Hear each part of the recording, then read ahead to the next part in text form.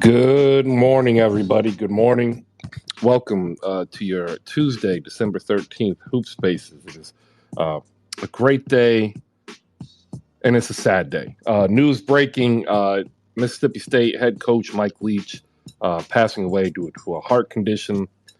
Prayers out to friends and family. My cousin actually played for Mike Leach at Texas Tech a long time ago. Long time ago. Um, Last night, it was a wonky night in the NBA. We're gonna get into that. Like the Heat and Pacers went back to the '90s. The Nets cruised. The Grizzlies beat the Baby Hawks. The Mavs they beat the Thunder, but like honestly, it wasn't that impressive. Cavs lose to the Spurs in a shocker. Blazers followed Dame Lillard's 11 3-point performance, and the Clippers house the Boston Celtics. Like that's what happened in the NBA last night. We'll get into it. If you could do me a favor, like and retweet the first tweet up top. It's the actual review. Back and better than ever, giving you all the NBA game recaps, news and notes, and player interviews. Totally free with a wonderful email address that you can add in there and let it get there so you can read it every morning without drinking hot chocolate, which, by the way, is horrible. It's terrible. Don't do it. It's a scam. Also, some college to talk about. And a big shout out and congratulations, ladies and gentlemen, to Justin Patton hitting the 10K mark in subscriptions to YouTube. Good morning, everybody. I hope you enjoy your Tuesday as I am. Here we are on a wonderful day. And I say that because we are 10 days, and a wake up from Christmas Eve. For me, the holidays is a very tumultuous time. And if it is a tumultuous time for you, know that you're not alone. This is the time where a lot of people also might feel isolated and maybe alone, maybe depressed with seasonal depression. Understand that here you have friends, so make sure you tap in so you can hear our voices and know that we are hoping that you have a holiday season, worth having. And as we get closer, I hope that you're able to spend it with friends and family because that's what the holiday seasons are about. All right, go ahead, raise those hands if you want to come on up. It's going to be a real easy show. Last night we had a playback watch party. Shout out to those who actually were able to come through. We were watching the Mavs and Thunder as the feature. We covered all the games. It was definitely an experience, and I'm hoping that once playback gets a little bit more well known, we're going to have some raucous and lovely events. Shout out to all those living the dream, waking up, grinding. Hopefully, wherever you are having success. I see Jay the Wakandan and JFK already ready to come on up here. And if you are down below and you want to come on up, please, by all means, raise those hands. It's a little bit sad. I'm going to go ahead and do non-basketball real quick. I'm not going to give my cousin's name. My cousin played for Mike Leach. We talked this morning about 15 minutes ago for about 5 minutes. And whatever you believe about Mike Leach, cool, that's your opinion, and I'm here to support it. But he offered my cousin one of the only two Division I scholarships that he was offered. My cousin will be forever grateful. And he told me about a memory. And I asked if I could share it, and he said yes. Mike Leach graduated law school before he became a head coach in the NCAA. And he was a very loquacious person. And one of the things that he did was he would purposely choose words that people just did not understand or know what it was. And so as a freshman who was redshirted, the team captain of defense told my cousin that it was his responsibility to tote around both the Oxford English Dictionary as well as the Cornell Law Dictionary so that they could actually answer some of these questions so they did not have to run suicides. That's the type of person he was. And I celebrate that because it left an endearing image in the minds and hearts of hundreds, if not thousands of people. All right, Mike Clark is also here. I want to give a big shout out to our YouTube coordinator, Justin Patton, hitting 10,000 subscribers on YouTube. Absolutely phenomenal job. He came aboard just last month, and we are already now at 100 subscribers on our YouTube. And if you are a content creator and you want more eyes on it, you just hit up Justin. He's there to help. Shout out Jose and Speak on it, Rolo and Jazz, the Scissor Sister, aka Scammer Sultan, holding us down in 77 spaces.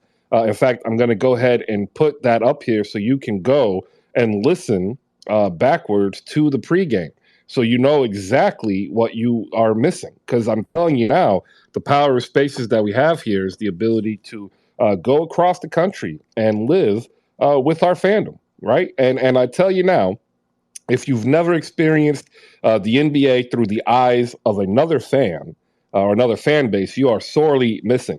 Shout out to Rels Pels, host of the Pels and Whistles podcast. She understands that vision. She is doing a phenomenal job leading the charge for the upstart Pelicans fan base, who right now kind of remind all of us of the Atlanta Hawks from last season, heading in with the deepest bench, the youngest team, and the greatest player. But the one thing that the Hawks didn't have is Zion Williamson. We'll get into that because if you tuned into ESPN on the website, you see up front and center on their home screen a wonderful paywalled article written by Brian Windhorst saying that the Pelicans' future is riding on more than just Zion. To which I say, no, it isn't. The Pelicans just gonna be fine. They've got plenty of talent. They are top in the West, and I don't think beyond what the limiting factors of the CBA is going to impose on teams, I don't think there's a problem. In fact, I'd actually probably say that the NBA's future is riding on more than just Zion as opposed to the Pelicans. Because make no mistake, if Zion stays healthy, you will get a healthy dose of Zion for MVP come Christmas time. And I'm here for it. I'm absolutely here for it. I tried to warn you, right? I tried to tell you. A lot of people were just saying, oh, yeah, it's too early. But here we are. All right. We've got some good mornings to get through here. Shout out to Malika Walker of the Rewind Pod coming through. We'll get her poll out here. I had a question about what Celtics era you want to talk about, whether it is the Doc Rivers led KG, Paul Pierce, Rondo, and Ray Allen, whether it's Larry Bird or whether it's even before that, Bob Cousy. I chose Larry Bird because a lot of us just don't know how good Larry Bird is. All right, real quick, Jay the Wakan and JFK, Micah, I want to say thank you to you three. You are here almost every day supporting the community that we are building for better basketball discourse. Shout out to you. A point to each of you. And for those who are new, do not worry. The points mean absolutely nothing, but you need all the points you can get. And I'm going to go ahead and preemptively take a point away from Micah, and you'll hear one of these two sounds. Or, and I do that because I know for a fact Micah is going to miss the cue here. We'll go first to Jay the Wakandan. Jay, good morning. How you doing?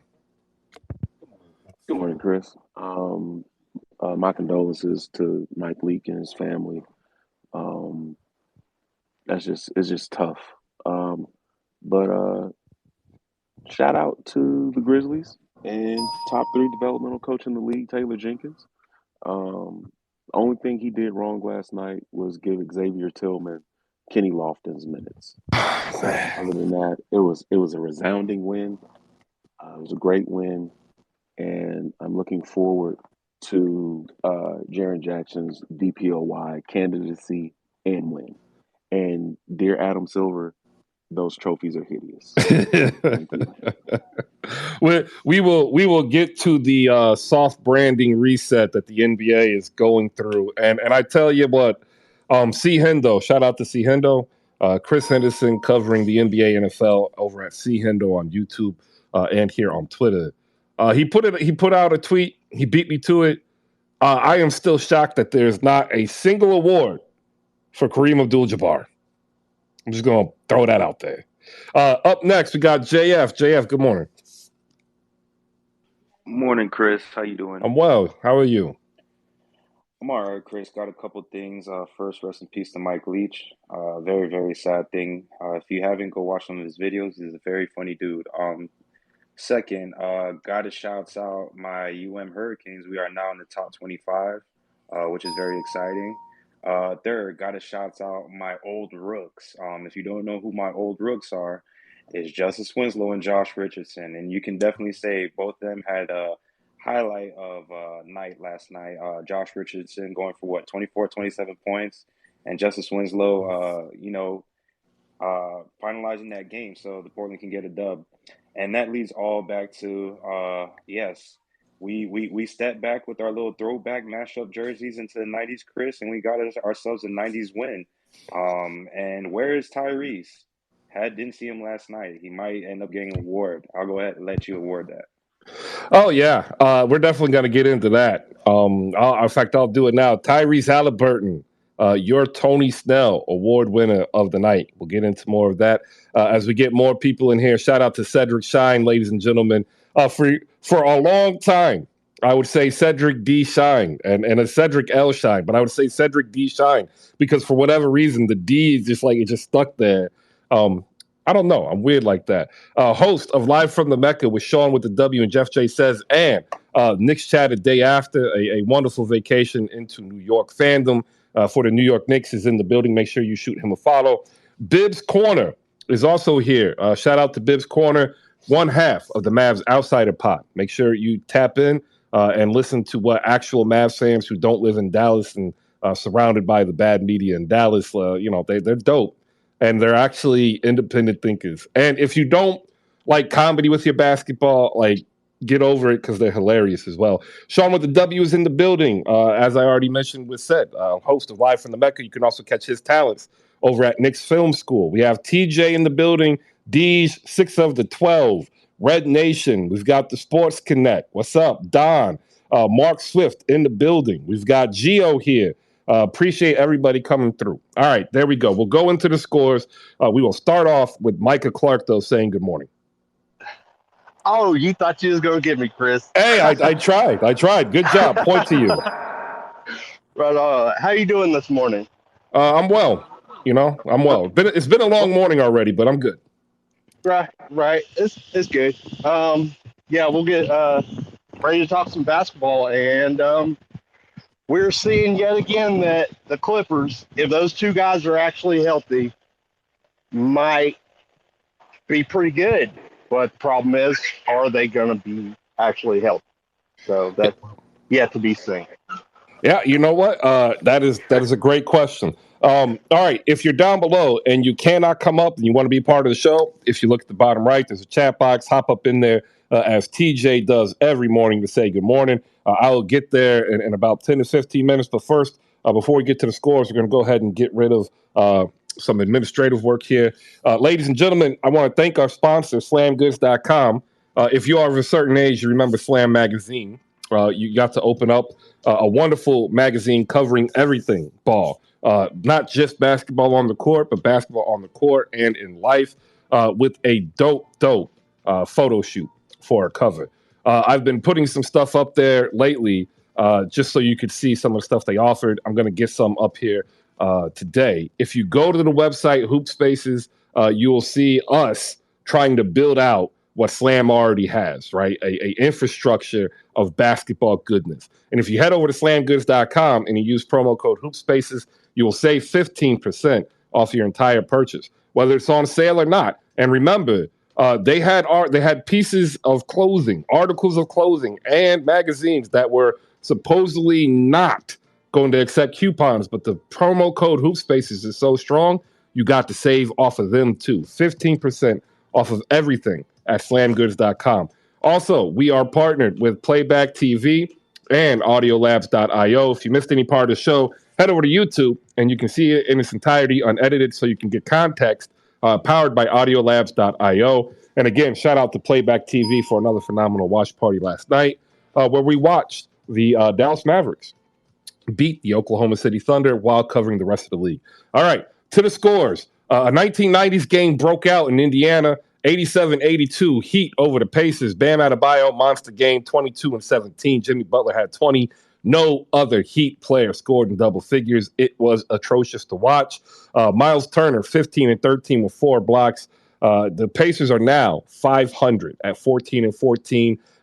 Tyrese Halliburton, remember I was up here 2 weeks ago singing his praises. Well, now I got to sing some downfall. 0 for 9, 1 point over 30 minutes of game action. Just absolutely atrocious. And I will say this, that 3-guard lineup Rick Carlisle decided to run out there, that ain't it, bro. Like, that definitely ain't it. You need to get a rebounder out there stat. And you have one on your roster in Tyler Terry. The Nets beat the Washington Wizards 112-100. Kevin Durant, phenomenal again. 30 points, 9 boards, 6 assists. Kyrie Irving chipping in with 20+. Will Barton off the bench leading the Wizards 22-7-7. Will Barton will be a hot name coming up in the trade deadline. Probably not going to be moved on the December 15th availability, but he has definitely been piquing the interest of several teams. There's also some other news out of Washington. We'll get to that a little bit later. The Grizzlies beat the Hawks 128-103, and this is a game where every team missed important personnel except for Jaren Jackson Jr., who had a career high in 8 blocks. Tyus Jones, 22 points, 11 assists, 3 steals, and a missed wide open layup right before half. And if you watched it, like, he knew he missed it. Like, he broke down the defense. He got there. He knew he missed it. He didn't even bother looking. He just ran into the hallway, into the locker room. It was just hilarious. 128-103. Shout out Aaron Holiday, who tried his best. 15, 6, and 4 steals. The Mavericks beat the Thunder 121-114. Shai Gilgeous-Alexander tying career high 42 points. Luka Doncic 38, 11, and 8 in the victory. And I asked this question to all of you SGA and Oklahoma City Thunder fans. Why should I put him in the All-Star game if he cannot lead his team to a victory? He got 42 points. But if you watch the game, I counted 7 times that he could have passed to an assist, and he still would have ended up with about 40 points. So you're losing out on 14 points, which would have put them over the top. And I'm starting to wonder, is SGA really wanting to be a point guard, or is he just out there trying to be a better scoring Ja Morant? Right? Because that's what it's starting to look like to me. And I don't think that the Oklahoma City Thunder can win with that, even if they get Victor Wembanyama, right? Like, I don't like it because it's not aesthetically pleasing to me as a lead guard. The Spurs shocked the Cavaliers 112-111. And I tell you what, this is going to cause some issues. The defensive liability of Donovan Mitchell and Darius Garland being paired together is starting to come through. If you are a bigger guard, such as Josh Richardson, and you end up getting switched on Darius Garland, he might be able to stay in front of you, but he is very, very bad coming off a pick. You can easily rub him off and drive in, as Josh Richardson did time and time again. Also, shout out to Keldon Johnson, still having a phenomenal season, leading the Spurs in all things but points, with Josh Richardson scoring 24, Keldon Johnson with 21. The Timberwolves fall to the Trailblazers 133-112, and I'm saying it again. I asked the question, are the Minnesota Timberwolves better without Karl Anthony Towns? We don't know. Some say yes, some say no. You know who's better without Karl Anthony Towns, though? Rudy Gobert. Since he's gone down, Rudy went back to being the Utah Rudy, averaging double-doubles, eating up rebounds at 20, getting 16 points and another double-double. The biggest fear was that D'Angelo Russell wouldn't be able to pick up the slack, but in reality, it's been Anthony Edwards, who I, for a big part of last year, was hyping up, saying he's basically taking the team away from Cat. He was pretty much persona non grata, very ho-hum, and it was very disappointing to watch last night. Damian Lillard, 11 three-pointers last night for 38 points.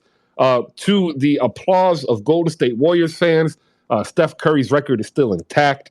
And then the closeout game, 10:30 in L.A., the Clippers housed the Boston Celtics, never trailed.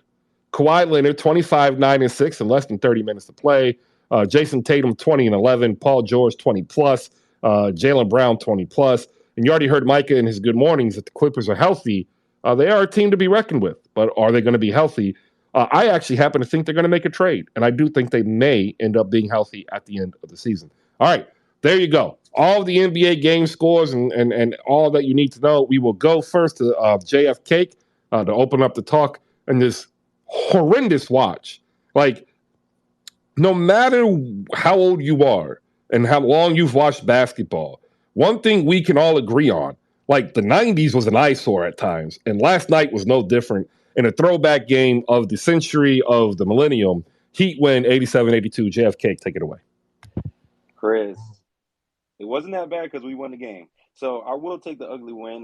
This is what we are. We're an ugly team. We're just gonna have to go with it. I told you we weren't that good. I even went to go see them play the Spurs in person, and to be honest, I stated this: their team is a lot better than what their record shows. I think one thing that we're missing is consistency when it comes to shooting and offense for sure, for sure. That has been a big liability, and I'm starting to get annoyed of this. If Tyler Hero scores under 20 points, then we win a game. Like, what kind of progression is that? That's why it hurts me so much to understand that we do have these players that are playing, above average right now, but we're just not consistent. I think a big part of last night was Bam was not afraid of Miles Turner, even though Miles Turner had some good defensive stops on Bam. But this is the problem, Chris, and this is why I brought to you yesterday. Someone was on here on Hoop Spaces yesterday saying trade Jimmy Butler, but who closed the game out for us, Chris? This is why me and you talked about creating this list. It's going to be the purge list. We're going to start purging people, Chris. We're going to start purging some reporters. We're going to start purging some media personality. For instance, if I was a Celtics fan, I would want Bill Simmons gone because every time he talks before halftime, it doesn't look so good for them after the half. And we can go with Wendy. Wendy, I don't care how good his meme was. He is nothing but a coattail writer from the Miami Heat, and he had nothing negative. He had nothing but negative things to say about us, along with Chris Broussard. Him and Wendy must be stepbrothers. I'm pretty sure about it. And this is just all getting me riled up from the Skip Bayless and Shannon Sharp exchange. Like, we have to understand we got to put people in this place. So now I understand why Chris doesn't like Woj. But moving back onto the game, Tyrese Halliburton, I was expecting him to come out. I think we did a great job defensively stopping him. He literally missed every single shot except for a tech, which it was a dumb tech that they called. And those referees were very questionable, Chris, on a lot of those calls. But again, we have to be one of those teams that plays above the refs. But yeah, it was a nasty game. 22 points from Ben, 20 from Jimmy, and nobody had more than 9 after that. But I did like to see Victor Oladipo come out, and he splashed his 3 as soon as he came out. And there's a little story saying that he feels a lot better because he went back to the same spot where he got his injury on the court in Indiana, and he reflected, and he was just thinking about the journey it took from there to where he's at now. So I think we're going to start seeing a little bit more progression from Victor Oladipo because, Lord Jesus, we need a point guard or some type of guard because I didn't think once we lost not Caleb, but Gabe Vincent, that we were going to be really shorthanded because if Kyle Lowry does bad and Tyler Hero goes bad, like, I don't know what's going to happen. So shouts out to Victor Oladipo. Those 5 points came through. All right, yeah, no. If you didn't watch this game, good. Nothing good came from this game unless you were a Miami Heat fan. I'm not gonna lie. Like, it was rough. Chris, I did send you a link for you to click on so you can go get some tickets. The Heat Twitter page was giving out tickets, so I was hoping you would have shown up, but you would have probably been disgusted though. So you saved yourself. I was too busy watching my son trying to dive. Like, he wants to pick up diving with his swimming practice. He's not a very good diver. Like, I'm just telling you now, it's an eyesore. But it was fun. Family Sounds first. like a poll question right there, Chris. Which one was more of an eyesore? Without a doubt, the Pacers Heat game. Ladies and gentlemen, like, it was bad. O'Shea Brissett got 15 minutes of nothing. Jalen Smith had 13 minutes of nothing. Probably like the best player on the team was Andrew Nembhard last night. I know Miles Turner got 15 and 13, but he could not foul. He couldn't really grab any offensive shine or spotlight, despite really only facing Caleb Martin and Dwayne Dedman as the Indiana Pacers. They did this little real weird 3-guard rotation offense, and you ended up having like Aaron Nesmith being guarded by Bam at times, which is just wild. Andrew Nembhard, 2nd-round pick, 18 points, 2 assists, 5 rebounds, 3 for 7 from deep. He might actually come up as the steal of the draft, which is hard to believe because he was a second rounder. Jay, the Wakandan, you're up next. Good morning. Good morning. I did not see the Heat Pacers game. I did watch the Brooklyn Wizards, and I did watch Cavs Spurs, and I did watch Grizzlies Hawks.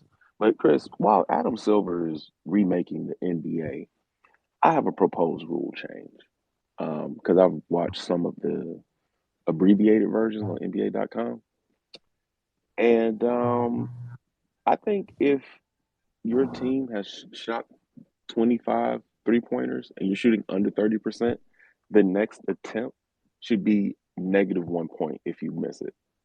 Because Brooklyn shot 27 threes at a 29% clip. Miami shot 34 threes at a 26% clip. Indiana shot 39 threes at a 28% clip. Cleveland shot 23 threes at a 21.7 clip. And Boston shot 39 threes at a 23.1 clip. This is horrendous. Horrendous. Welcome to the new NBA.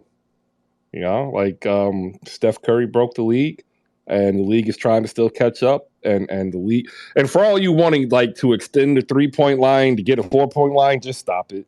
We can't get there until everybody starts shooting 40 to 45%. Like then we can talk about it. And then you actually have to enlarge in the court, by the way, in order to do that, which causes its own problems. Chris, and I have another poll question. And maybe this is just for Knicks fans. If there's a way for Cedric to get this out to his brothers and nick them, I would like to know which would they prefer: a 48-win Knicks team, but Thibodeau and Rose get 4-year contract extensions, or would they rather lose 20 games in a row in order to get Tibbs and Rose fired? Thank you. Yeah, I you know what, we can get maybe Sean or Cedric to do that one. Look, I want to say thank you for all of you coming in and making any part of your day part of Hoops Spaces. It's awesome, it's dope. But when I look up, I see over 80 people in the room, and yet I only see 8 retweets. Like, can I get some help here? Like, that's all I'm asking. I tend to be consistent in life. All of you have been in here, know that I'm consistent in life. I don't think it should be too much to ask for a retweet. Like, seriously, like, help me out. Like, I need this for what we're trying to build. If you can't do that, that's just kind of sad. All right, we'll say good morning to Five Leather Killer and Deej. What's up, Five? What's going on, Chris? How you doing, man? I could do some more retweets, but I'm good. How are I you? mean, I'm alive another day. Nets is still winning. Uh, to that question with the Knicks, I pray to God they lose 20 games straight to get them out of there, but that's never going to happen. They're going to end up playing for Tibbs, and Tibbs going to get a longer contract. Whatever. I don't care no more. But what's up with Boston? Oh, they're tied on the back end of a road trip, and pretty much they played the two teams that actually match up the best with them. Because I'm just starting to, I'm trying to understand how come every time Jason Tatum sees Golden State, he just like a deer in headlights.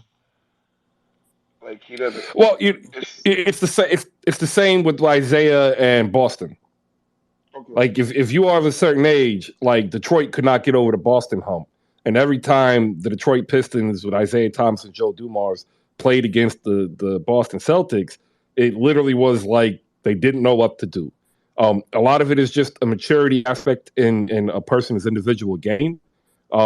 They become blinded emotionally from past experience, and then once they overcome that blindness due to the emotional connectivity to the loss, that's when they take that next leap and defeat the people who continually beat them. And then, generally speaking, they can have a shot to go on and be an NBA champion. The same thing kind of happened with Giannis, right, in Milwaukee on the year that they won as well. So this is actually a natural cyclical process in the NBA. And is it me or is Miles Turner having the rapidest drop of stock in an NBA player like in a long time? Like his stock was just at an all-time high, and now it's like went down light years than what it just was. Well, the stock was at an all-time high in the media. I don't think the stock was at an all-time high in front offices. Otherwise, he probably already would have been traded. Point well taken. I think Indiana was trying to get too much. No, they've been fairly consistent. I don't think it's too much to ask for a perennial defensive player, fringe candidate who can give you elite help protection, as well as stretch the floor at the 4 and the 5. I just don't think people are going to want to pay him $38 million a year. Deej, what's up, man? Good morning. Morning, Chris. Obviously, I was one of those retweets.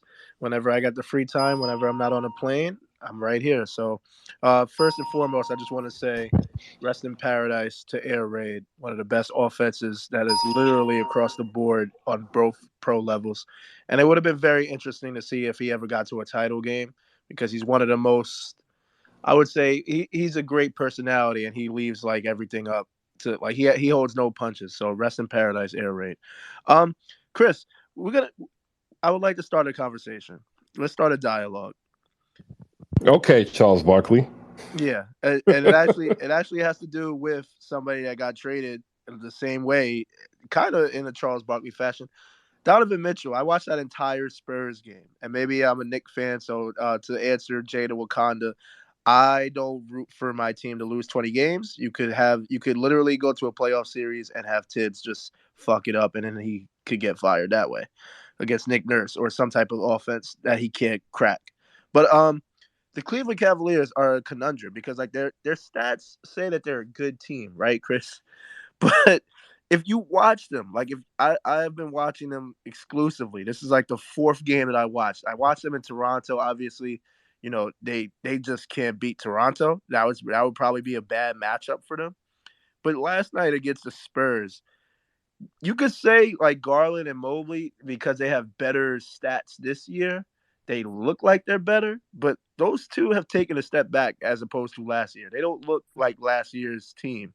So my question is, should the Cleveland Cavaliers feel comfortable that they could get out the first round? Because I don't feel like they could get out of the first round. And technically, if the playoffs started today, the Knicks play the Cavaliers. That's a very interesting conundrum. All right, that's a good question. If people remember, they went off to a torrid start of the season. I believe they went 8-1, Yep. and then 8-1. They lost 5 in a row, then they won 4 in a row, and then they've actually been going basically back and forth, win, lose, win, lose, win, lose, win, lose, and part of the issue, similar to what Utah experienced in the beginning of the season, is the teams didn't really know how to prepare for them because they never saw, you know, Darius Garland and Donovan Mitchell together. And then once they started seeing what they were able to do together, teams allowed Donovan Mitchell, for the most part, to continue to score, and then really keyed in on Evan Mobley and Darius Garland, which I remember very early in the season, before actually even preseason, I said the only way that I could really count Cleveland as a legit title contender is if they learn how to play through Evan Mobley. Right. Otherwise, you're going to end up having an unbalanced offense on either side, with one of your top players, either Donovan Mitchell or Darius Garland, playing static, which means he's doing their best Trae Young impersonation, or trying to run some off-ball action to increase spacing for the other guard to get a pick and roll and a drive and kick. And if they can't play through the middle, they're not going to be able to completely open up the offense. I think that's going to come in time. The biggest question, though, is if Evan Mobley is even ready to do that. I think that's what you're seeing, Deej, is an incomplete offense. And I think give them another 40 games, and if they're still like this, then no, they're gonna be a puncher's chance to win as well as a chance to be punched out. And that's just the truth. Part of it also is they don't really have a great bench. Ricky Rubio is going to come back. We don't know how he's going to respond after rehab and his injury. They still need an additional shooter. Kevin Love might come back, but they still need an additional shooter beyond Kevin Love. And it's not Karis LeVert. So you got Karis, you got Isaac Okoro. One of those two are probably going to be moved to get this shooter. And if they get a good enough shooter, watch out, because that'll just open up the offense. But until then, that's it. Yep. And thank you for answering that question, Chris. One more thing, and then I'm gonna put my voice back on mute. The NBA, the home games, home teams are winning at an accelerated rate. It hasn't been like this for a while. So I don't understand why, but all collectively around the league, home teams are just winning at home, and then on the road they're just like up and down. But I'm gonna find a stat for you, and I'll put it on the jumbotron. It's crazy though. It's like an accelerated clip from this year from previous years. Yeah, no, go ahead. I appreciate it. I will say this, without looking at it directly, I would wonder if this actually correlated to the same time, like around the same time of Kobe and Shaq's dominance, when a lot of home teams are winning, also in the height of the Chicago Bulls. I think it's kind of cyclical. Once we get to a certain point, and we're getting ready to move on to like the next generation of stars, the teams that are heavy laden with the younger stars that are going to be taken over tend to win more at home, right? As the older teams get older, they don't have as deep stocked of a roster due to having to pay a lot of people money. Like they become top heavy, and then they start getting whittled away. And I think that's what we're seeing. Jay, hop in here before we move over to say good morning to Nick. Yeah, no, I echo everything you say about Cleveland, but the other thing is they play horribly on the road, and because their bench is trash, that leads to poor performances at home. And the other thing is that Donovan Mitchell has some bad hero ball game management habits from his days at Utah, because there was a phase where Karis LeVert went on a personal like 7-2 run, and Spurs call a timeout, and Donovan Mitchell doesn't feed the hot hand because a confident Karis LeVert is like fighting a unicorn. And Donovan Mitchell does his hero thing, turns the ball over. Spurs get a Zach Collins score in the post. Then Donovan Mitchell and Darius Garland try to do a dribble handoff in the tightest space on the court, which is like the wing 3 area going into the corner. They trap, miscommunication, turnover. Spurs are back up. Spurs go score. So it goes from you whittled a 12-point lead to a 7-point lead. Now it's back up to 11. And they just couldn't get right. And then Darius Garland, I think the next time down, turned the ball over. But I forgot the details of it. And so they don't manage in-game situations well. If you stay at the hotel. And so, two conversations at once. That's pretty good. Sorry, it's the South, man. Southern hospitality. And she looked old enough to be my grandmother, so just habits kicked in. But yeah, that's also what's going on with Cleveland. So yeah. All right. I agree. I actually do think if the season ended today and Cleveland were to play New York, it would be a very interesting matchup, because I don't think, despite Evan Mobley's talent, that he matches up too terribly well at this time with Julius Randle. I think Julius Randle can bully him a little bit.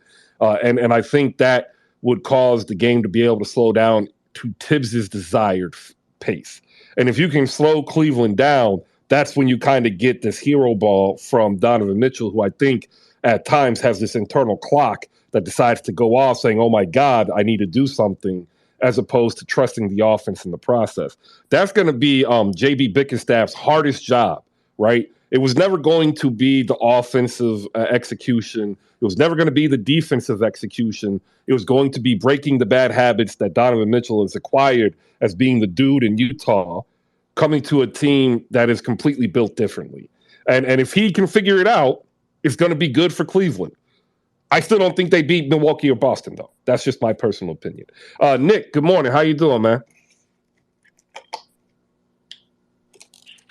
Hey, Chris, I just stepped out of my car. It's loud as hell. So give me a couple minutes and come back to me. Sorry about that. Cool. No problem. We'll do that. And we'll get Sean and Hawks Fam TV up here, and we'll say good morning to them. We'll go to Alex first. Alex, good morning. Since you just popped up, we'll just go ahead and switch over to the Baby Hawks, because the Baby Hawks played last night, lost 128-103. During the playback watch party, I'd switch over here, and I watched this game because I wanted to see Jalen Johnson. I'm a huge fan of Jalen Johnson's upside, and Oh, now you're I'm trying back. to pull up the Go ahead. code for a return here. Oh, you don't realize that you're not on mute. Sorry. Gotcha. He had some great moments, Alex. Like he had this one pass from top of the key to Onyeka Okongwu. It was the perfect play. He also had a receiving pass in the corner where he just accidentally stepped out. But if you watched the cycle, good pump fake, great first step, drove to the basket, and did a windmill underhand. It was phenomenal. He also has range. So tell us the positives that you saw from this atrocious Hawks game. Yeah, man. As you know, we had our 5 best players out. No Clint, no Trey, no JC, no Bogey. And it was bad. It was bad. And we had to start a lot of guys that wouldn't normally get playing time, like Justin Holiday and Jarrett Culver, who I'm sure most people don't even know that Jarrett Culver's still in the league, but he is. And unfortunately, he is with my team. But Jalen Johnson is, he's got high upside, man. High upside. He didn't play a lot as a rookie because Nate McMillan doesn't play rookies, or at least he didn't up until this year. But very much of a point forward, like you mentioned. He's got some great passing ability, right? Very, very reminiscent of Ben Simmons when it comes to playmaking and passing. He also had a full court transition pass, outlet pass to AJ Griffin, who also had a good game. But yeah, super athletic. He's not the best 3-point shooter, but his strengths are playmaking and rim running and things like that. But I'm excited for Jalen. Shout out Jalen Johnson. Shout out to AJ Griffin too, making his all NBA rookie first team campaign. He had a solid game last night, but I didn't want to come here this morning, Chris, to discuss the Hawks game last night because it was the G League roster. More so to toot my own horn again about the Franz Wagner greater than symbol Scotty Barnes. I'm here for it. That's that's the truth. And sorry, Scotty, but Franz is better, man. He just is, at least this year. So let me ask you this. What you're saying is you are agreeing with my take last year that Franz Wagner was the rookie of the year. Yes, sir. All right. Love to hear it. Shout out AJ Griffin. You haven't been for a while because I know you got a whole bunch building up this wonderful mechanism now that is Hawks Fan TV. And ladies and gentlemen, please shoot him a follow to get some Hawks on your timeline. Check out HawksFanTV.com. Raptors fans don't like this, but I done said it last year. I said it at the beginning. I said it at Christmas. I said it at the end of the year. Yes, Scotty Barnes is going to win, but in my book, it was Franz Wagner. And the only reason he didn't win is he's on Orlando and Scotty Barnes is in Toronto. Like, that's it. I know Raptors fans don't like it. I'm getting boos. I'm going to get the tweets. It's cool. But I'm standing in solidarity with Alex here. Franz over Scotty. Sean, good morning. What do you think? I think that's their success taking a shot at them. I think that, so what are you going to do? How are you going to do with it? You're going to become unsuccessful? Listen, you're going to hype up your players. You create a standard that, when they don't reach, they're going to catch the smoke. And the funny thing is, like I said yesterday, Scotty Barnes is catching strays from his own fan base on the timeline yesterday. I know we all seen it. So, yeah, man. I actually caught a lot of NBA last night.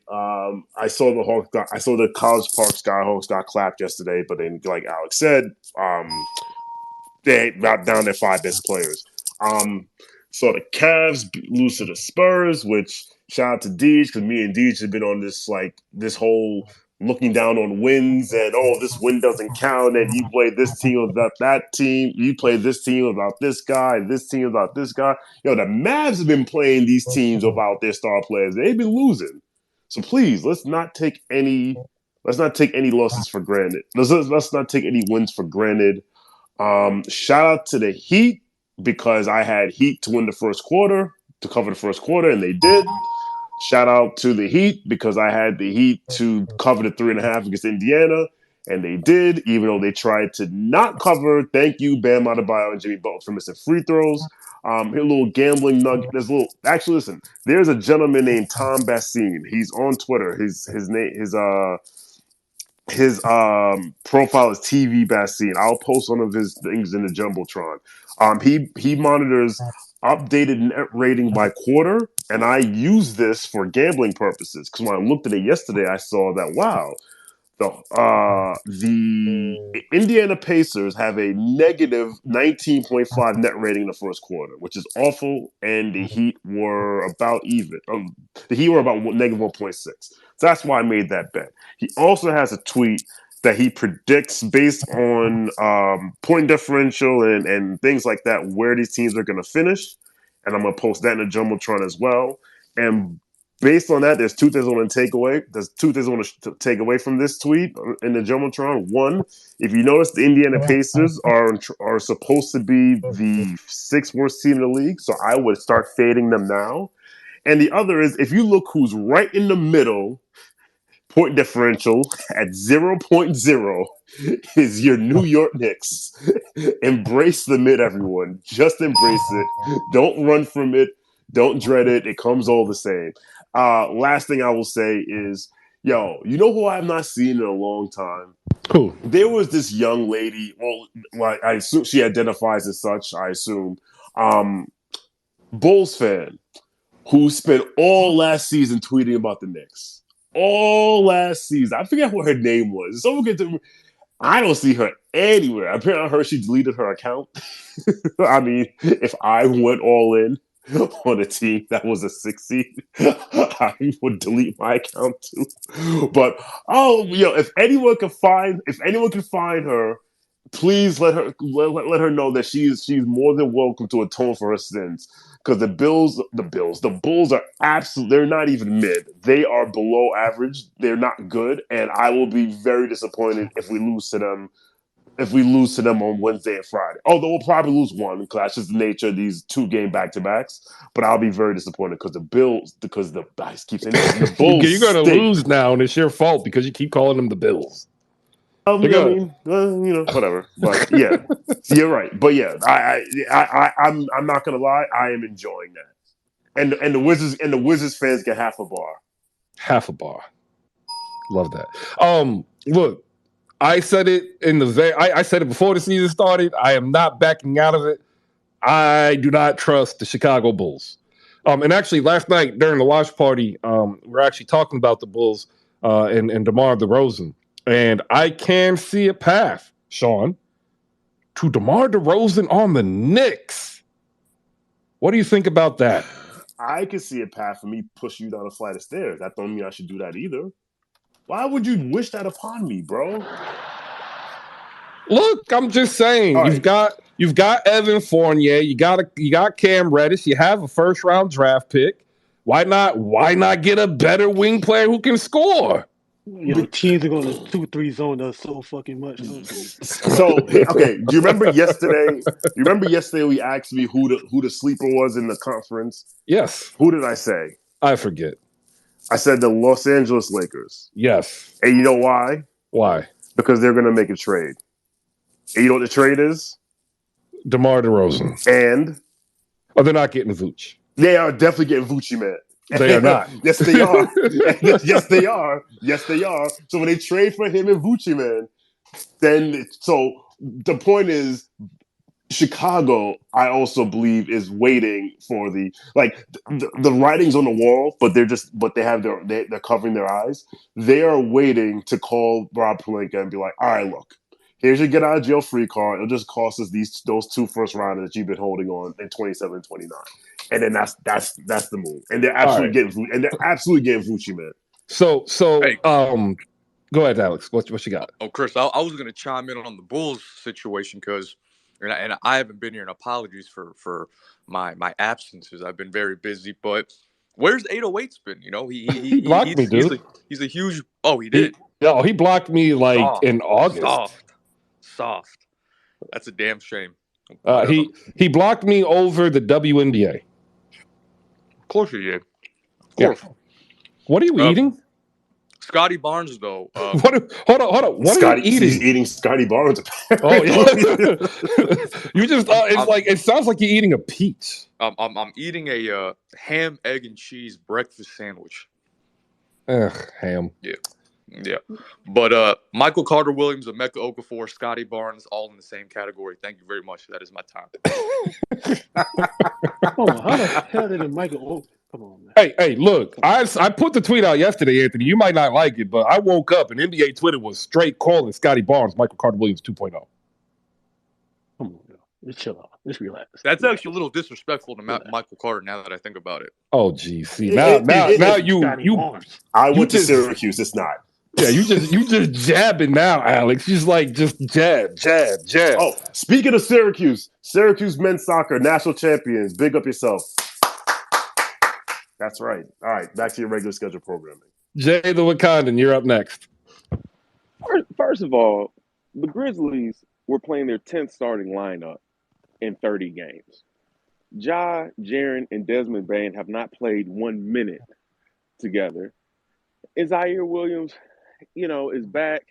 He looks rusty, but he's still the playmaking utility knife, Swiss Army knife of the bench unit.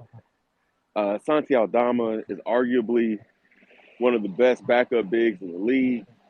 And Alex hasn't been in here since the Falcons lost the Super Bowl. And we're just going to breeze by the Grizzly Hawks game? I don't want to do that, Chris. We were missing 4 starters and our 6th man. What are we doing? Okay, Ja didn't play.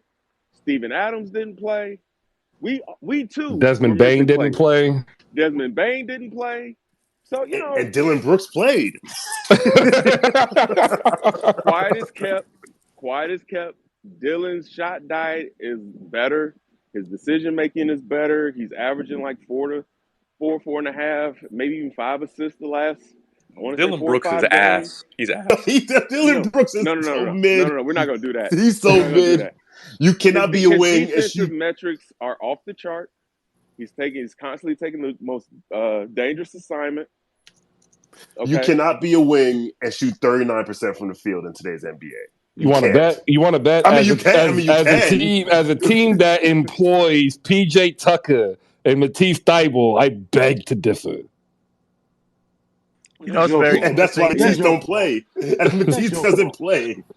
Chris, you want to know what's interesting about this little triple threat match between Sean Hawks Fan TV and Jada Wakanda? What? They literally have 3 players that are all similar and all identical. Dylan Brooks, AJ Griffin, RJ Barrett. They're all... Don't you dare call RJ Barrett. Don't you dare do that. All right. Sorry. All right. Let's go back to Jay. He really wants to get in on this Memphis talk. Let him talk his stuff. We're going to move on after this Memphis talk. Chris, this man just compared 4th and 5th year players to a rookie who is 19 years old. What are you doing? Yeah, I'm giving him some mic time, man. Like, this is what we do here. Talk ball. Jay, 30 seconds. Go. Thank you. So, no, the Grizzlies have been dealing with their star players and important role players playing freeze tag in the infirmary all year. And we're still a game, maybe even a half a game, maybe even a technicality off the first seed in the West. So I don't want to hear about your injury woes. I don't want to hear it. Okay? You're a Lakers fan, Jay. Hey, Jay, 2nd round desert, bro. Killing me. I would like to apologize. Dylan Brooks has now made it to 40.4% from the field. He's at 39.9% yesterday. So I apologize. Also, weren't the Grizzlies like 20-2 when Ja was out last year and this year maybe? Weren't the Grizzlies actually in the real playoffs in the 2nd round and the Hawks weren't? Oh, so you made it to the 2nd round? Isn't Ja Morant win a championship just like us? better than Trey? Oh, wait. Is the Knicks fan talking championships? Shut up. Is the Knicks fan talking championships? Man, y'all put some ground coffee in your cereal this morning. Jesus. All right. Hey, the Brooklyn Nets played last night, and they looked really good. Like, they actually looked really good. That's actually kind of scary. They are now in the 4th seed, 17-12, 4.5 games out of Boston. Boston losing 2 in a row. Brooklyn winning 4 in a row. It can happen.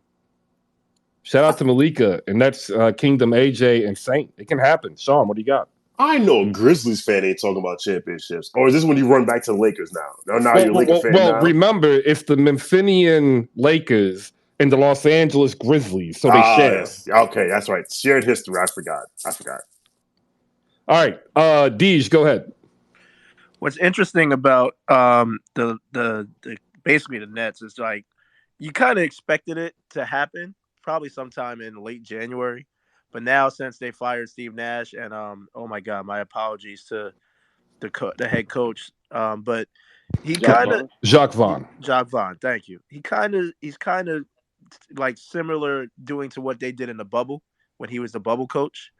They're playing defense. They're literally just giving the ball to KD and Kyrie. But like the biggest difference to me when you watch them, because I'm watching the Wizards just rooting for them to basically blow it up. But the biggest difference is that he's using the bench unit more. And maybe, I mean, this gets lost in translation, but TJ Warren is back. And he's actually playing very well. So I think that's what kind of helps them. I still don't know where Ben Simmons fits in that equation come playoff time. But yeah, right now they're playing defense and they are who we thought we were, who we thought they were, Chris. That's what I wanted to chime in. And again, Hawks Fan TV, it wasn't a shot at AJ Griffin because I like AJ Griffin. I'm just saying that AJ, Dylan Brooks, and RJ Barrett have a similar skill set. That's all I was saying. AJ is the better shooter. Wait, I got to send a correction, and for sure, I appreciate the clarification. They don't have similar skill sets because AJ Griffin's main calling card is perimeter 3-point shooting, which RJ Barrett and Dylan Brooks is not very good at. So they do not have similar skill sets. AJ Griffin out here shooting worse than both of them. Just throwing it out there. Man, we can do this back and forth all day. But I want to talk real quick with some Nets. There's something else that I saw that was very promising, and that was actually Cam Thomas still getting minutes despite the return of Ben Simmons, T.J. Warren, and the emergence of Edmund Sumner. I do wish that Edmund Sumner would get more minutes. In fact, I've said this now multiple times. I believe the best iteration of the Brooklyn Nets is starting Sumner in the starting lineup and bringing Ben Simmons off the bench. And the reason why is it allows Kyrie Irving to be a little bit more effective, and he gets his better shot selection. And Edmund Sumner's not somebody who needs the ball in his hands to make the offense work. He is a team player, and then that would allow Brooklyn to run Ben Simmons off the bench for 23 to 27 minutes and give them a distinctive athletic advantage and also possibly ease some of the anxiety burden that comes as a full-time starter while teaming up with T.J. Warren, Seth Curry, Yuta Watanabe, and Joe Harris at times to provide outstanding perimeter support. That is what I think eventually happens because the way that I see it right now is the Nets are going to end up having to rely on the likes of T.J. Warren and Seth Curry for their bench unless they make a trade, and I don't really see a trade materializing. So I'm just saying now, like, don't be surprised if you end up seeing Ben Simmons come off the bench because I think Jacques Vaughn actually prefers that, but I think right now Kyrie and Kevin want Ben Simmons starting. We'll talk about that, but first we'll say good morning to Nick, who's back up here. I hope that return went well. Nick, how you doing? UPS store got me right with the Amazon drop-off. I mean, listen, I'm just having fun listening to this like mid-card battle royal between fans arguing about it's like a bunch of hardcore Hollies beating the shit out of each other. Pardon my language. But yeah, I mean, listen. I mean, the Brooklyn Nets situation, I think, is really interesting because they haven't quite figured out what to do. Like the Claxton-Simmons front court, doesn't work for them offensively, and that defensive unit on the second group kind of lacks like a large lateral support. And so, the Simmons off the bench thing would be good. I think the obvious fly in the ointment is that, like, when you're trying to build up Ben Simmons' confidence and get him back to whatever version of Philly Ben Simmons you think you traded for, kind of relegating him to the second unit is like it's a wild card of like a blow. Like, does he blossom there and then he's in your closing lineup and coming off the bench doesn't matter? Or does it kind of shrink his game more. Like it should expand it, right? He should be able to kind of feast on second unit teams, get out and run more. You don't have like the best defensive unit out there in there, and they should be like easier transition buckets. So you can just push it, go, and swing the ball around to other guys. But that's not how he's playing right now. And so the question just becomes like, how much of a feel do you have for this player early in his tenure? Do you think like he can see this as an advantage, or will it be a blow to his psyche? And I don't know the answer. It's why the Nets and the Ben Simmons thing continue to be extremely compelling, I think, as a sports fan and as like a fan of the drama beyond box scores. But it also, there's real people's jobs on the line. Jacques Vaughn probably not going to get another head coaching job, just realistically speaking, if you look at the numbers. And so, are you putting your stamp on this thing? Or are you trying to do things that from the outside people won't question to kind of keep your name kind of in circulation, which is like a very real calculation that the actual people in the actual jobs are constantly making. Yeah, no, I understand. That's why I'm bringing this up, because I actually think that in the long term it will be better for his confidence, because what's better for confidence than dominating your opponent?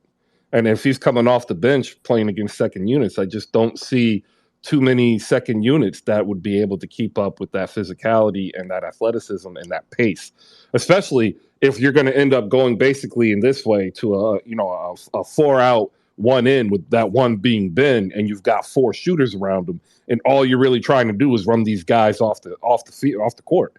I see that as a boom and as a plus, but I think what is making Jacques Vaughn and the Nets work will also hinder the Nets, and that is Jacques Vaughn, and you articulately put it, inability or not having the desire to put a stamp on it, to really just be there for KD and Kyrie and the vets, to have feel-good vibes to get them to buy into being a team. I think that will decide whether or not they're going to be real, true contenders, is if they can figure out how to exploit the mismatch. Because currently, as it is, if you run Ben Simmons and Kyrie Irving on the court together as starters, like I don't see it working when Ben Simmons is going to end up relegated to 6 points, 5 assists, 8 boards, right? And you can put him on the bench for the same minutes, and he ends up having a 15-point, 10 board, 5 assists, 2 steals, and a block game. It doesn't make sense to me. We'll go to Jay next. We'll hit up Deej. Then we're going to talk some Mavs. We've got Mike up here. Perhaps Bibbs can pop up here. I do have a couple of questions specifically for Mavs fans, as we did on Playback last night feature that game. Go ahead, Jay the Wakandan. Were the Nets really good, or was Chris Burt that bad? And if Chris Burt is this bad, getting what I believe was 30-plus minutes, how bad is Johnny Davis? Oh, God. Because sweet Christmas. I told you at the beginning of the year the Wizards were my sneaky kind of play-in, shock the Eastern Conference team. And they got to jettison Chris Burt, man. He's not an NBA player at this point in his career. Obviously, Johnny Davis isn't either, which is not ideal for the number 10 pick in the draft. When Tari Eason and David Roddy and other picks drafted below him are playing significant roles on teams, and they also need a point guard. And I know we've discussed this ad nauseum, but if the Wizards can get a point guard and a league average player to replace Chris Burt, they're a sneaky team. Kispert is a bench player. He can play in the league, but he is nothing but a shooter. The Johnny Davis pick, man, is starting to look real bad, as Jordan Goodwin once again started and got 36 minutes. Ladies and gentlemen, Jordan Goodwin is not a point guard. He played shooting guard and small forward at the University of St. Louis his freshman year, played points in his sophomore and on. But, he's a combo guard. And coming from a 3-guard lineup, and he got 36 minutes. He's 24 as a rookie. Johnny Davis has yet to see any significant minutes. And, people are asking what it is. And I'm starting to wonder, did their player get taken? Did they have a handshake deal with the player and another team knew about it and they just said, well, F Washington, and selected the player and they're not even playing him, right? Just completely destroying Washington's draft process, because that's what it looks like from the outside. And if you look at Jordan Goodwin as what he is, which is a driving, tough-nosed shooting guard, they played him. And then they played three small forwards. Avija, Kispert, and Kuzma all got 27 or more minutes last night. Monte Morris was out due to injury. He had a groin issue. This is what their bench looked like. Anthony Gill, Taj Gibson, Will Barton, Daniel Gafford, and the immortal Devin Dotson out of Kansas. Chris, I ain't gonna lie to you. I think there's a 4-game swing if they draft Dyson Daniels or Torrey Eason in that 10 spot. I don't know about a 4-game swing, but there's definitely something there. I need to hit this button, ladies and gentlemen. We are already into the second hour. I want to thank everybody for popping in here, making any part of your day part of Hoop Spaces. We got some shout-outs down below. I've already said shout out to Nets Kingdom AJ. Make sure you shoot him a follow and Saint a follow, who's just right on top of him. If you need some good Nets on your timeline, those are two of the best, as well as Malika Walker and Conspiracies and Flopaganda. You can catch them pregame, postgame here on Spaces and on YouTube. The Off the Glass podcast is in the building, ladies and gentlemen. Make sure you shoot Zach Ramey a follow. The dude is one of the best objective, level-headed basketball analysts out there on the independent circuit. Dope podcast. Check him out. Also, down below, I want to give a big ups to Warren from day one. I know he's enjoying his Nets winning. He doesn't want to hear the bad news that is coming down the pike for Brooklyn, as they're going to end up trying to figure out what to do with Ben Simmons. Big ups to Jay from Florida, part of the Toxic Boys in New York culture. And then Jasmine, ladies and gentlemen, in the building, writing, covering the WNBA, covering the Dallas Wings for Winsider. Make sure you follow all these people that I just mentioned. They're all great people. They're all great follows here, building a basketball community that everybody can be a part of. Deej, quickly, I'll give you 30 seconds because I got to do this read. Perfect. That's all I need, because I was hoping that we was going to talk about the Wizards.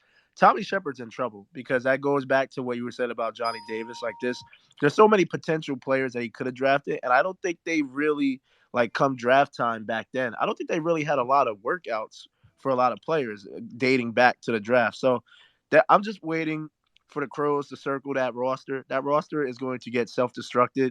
You already spoke about Will Barton. Somebody's going to get him. Somebody's probably going to try to get some type of Monte Morris, because he's on a reasonable deal. And then obviously Knicks fans always talk about Kristaps Porzingis. Kristaps Porzingis left again with back tightness. No thank you. $36 million player option. No thank you. And Kyle Kuzma, man. Kyle Kuzma was one of the most interesting pieces in the trade deadline. So just waiting for us to talk about blowing that up, Chris. Thank you. All right. This episode brought to you by our sponsor, slamgoods.com. Head over to slamgoods.com. Use promo code HoopSpaces to save 15% off your entire purchase. I'm not going to lie. I'm going to pump up these Funko Pops. Like, I want my Tim Duncan one. They're sold out. But right now, they have a limited edition set for Slam only. Various players in the past, Ray Allen, Jason Williams. I'll get some others up there. Shout out to our sponsor, slamgoods.com. Use promo code HoopSpace to save 15% off your entire purchase.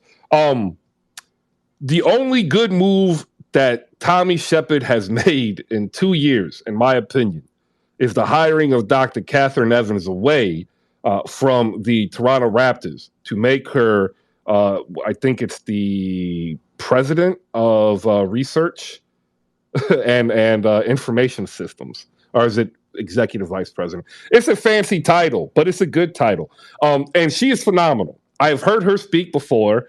She's extremely smart. She's extremely deft, and she played an important part in building the infrastructure that Mejri uses in Toronto.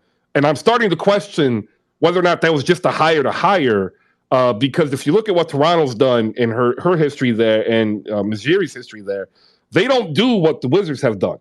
And like, it's only been a year, so we need some more time. But I just don't know what's going on behind that front office. And I do think we're in line for a shakeup.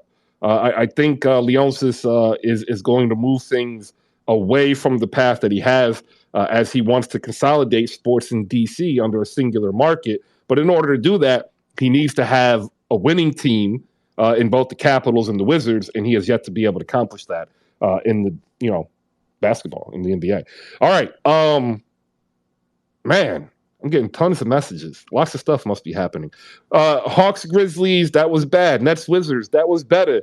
Pacers, Heat, we're already done with that because it was horrible. But the Mavericks and the Thunder tried to save us. They tried to give us a game worth watching with individual performances from Shai Gilgeous-Alexander and Luka Doncic. SGA matching a career high, 42 points, 14 for 23 from the floor, 13 for 13, perfect from the free throw line. But once again, 3 assists. I don't think Oklahoma City can be considered anything until they figure out exactly what Shai Gilgeous-Alexander is, because they always list him at point guard, always seems to be not point guarding. I want to know your thoughts on his development as he looks to being named to his first All-Star game. And then we have to talk about Dallas, who are 14-13, 11-4 at home. One of the emblematic issues of the NBA of the home-road splits. But Luka Doncic, another phenomenal performance, 38 points, 11 boards, 8 assists. Spencer Dinwiddie, a double-double, 20 and 10. But, outside of that, they had to rely on Tim Hardaway going 6 for 14 from deep to get 20 points to win. And my question to you, did Dallas going to the Western Conference Finals doom this team? Because I'm not going to lie, I don't see any reprieve for them this season, and I don't see nothing next year either. So I ask you, those who are up on stage, your thoughts on the Dallas Mavericks. Did they basically play themselves out of 2 years of competition, of legit competition, because they thought they were at some place that they really weren't? And if you watched last night's game, now's the time. We will go first to Deej because his hand is up, and that'll give Micah his 30-second warning to get ready. Deej, go ahead. What's very interesting about Dallas is those players around Luka can't be trusted in a playoff series. They're all going to come down to a notch below. And so maybe your answer, Chris, in a nutshell is that, yes, I don't think I can't trust them to beat the Pelicans or the Suns again in a rematch, or even the Clippers or the Nuggets. I can't, and or the Grizzlies. They're going to be matched up with one of those 5, and I don't see it going good. As a Knicks fan, though, I'm rooting for them to win. That way we can keep their pick. So circle back to the Knicks. But I don't trust them in a playoff series. Even though Luka is legendary, Chris, I just can't see a team out of those 5 teams that they could beat. There's not one that no playmaker. That's why I feel like they're going to be in a trade market heavy for a reliable wing player that could score or create for their own. I don't know what they're going to be able to sell, but Sadiq Bey, maybe a DeMar DeRozan, I don't know. You got to look at those teams and see if they could get somebody, because Luka's not going to be able to win a series in the first round by himself this year. Well, what is the assets that Dallas has in the first place? If I had the cricket sound chimed up, I would have hit the cricket sound because that would have been perfect. But I took the cricket sound off. Exactly, right? We'll go to Micah Clark, resident Mavs fan, frequent purveyor of 77 Spaces, hosted by Jose, Speak On It, Rolo, and Jazz. Make sure you check out 77 Spaces 1 hour prior to the Mavericks games. Micah, he asked a question. Go ahead and answer. Okay, so the question is, first off, let's start with this. If they meet up against the Suns, they smack them again because they're a bad matchup. We're just a bad matchup for them, just like the Pelicans are. However, if we match up against, say, the Pelicans or even the Warriors, then yeah, we're probably getting smoked. And yes, I think it's making the conference finals and not really looking at the reason that we made the conference finals has set them back. Because we thought we were good when we took down 2 perennial chokers and not looking at the fact that they're perennial chokers. And certain matchups, and hey, Chris, I'm not even going to lie to you. facing Cleveland this week, it's going to be bad. Because that's one thing that I've noticed about Dallas, and Knicks fans should be happy that they didn't make that move, because when you have two small guards in your backcourt, it's just going to hurt you eventually. And that's what I'm seeing with Cleveland. That's what it was with Utah. And just keeping it a buck, that's what it is with Phoenix. Still two smaller guards. However, if you face a team that's got a lot of wing depth, then yeah, we're getting smoked. But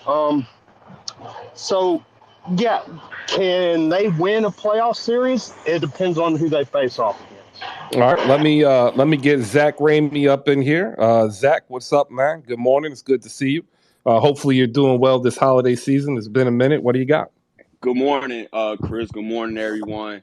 I think to answer your question, they did, because the matchup against Phoenix was as simple as Phoenix doesn't have a superstar, and Dallas did in Luka. So any other matchup, Phoenix probably gets out of that series.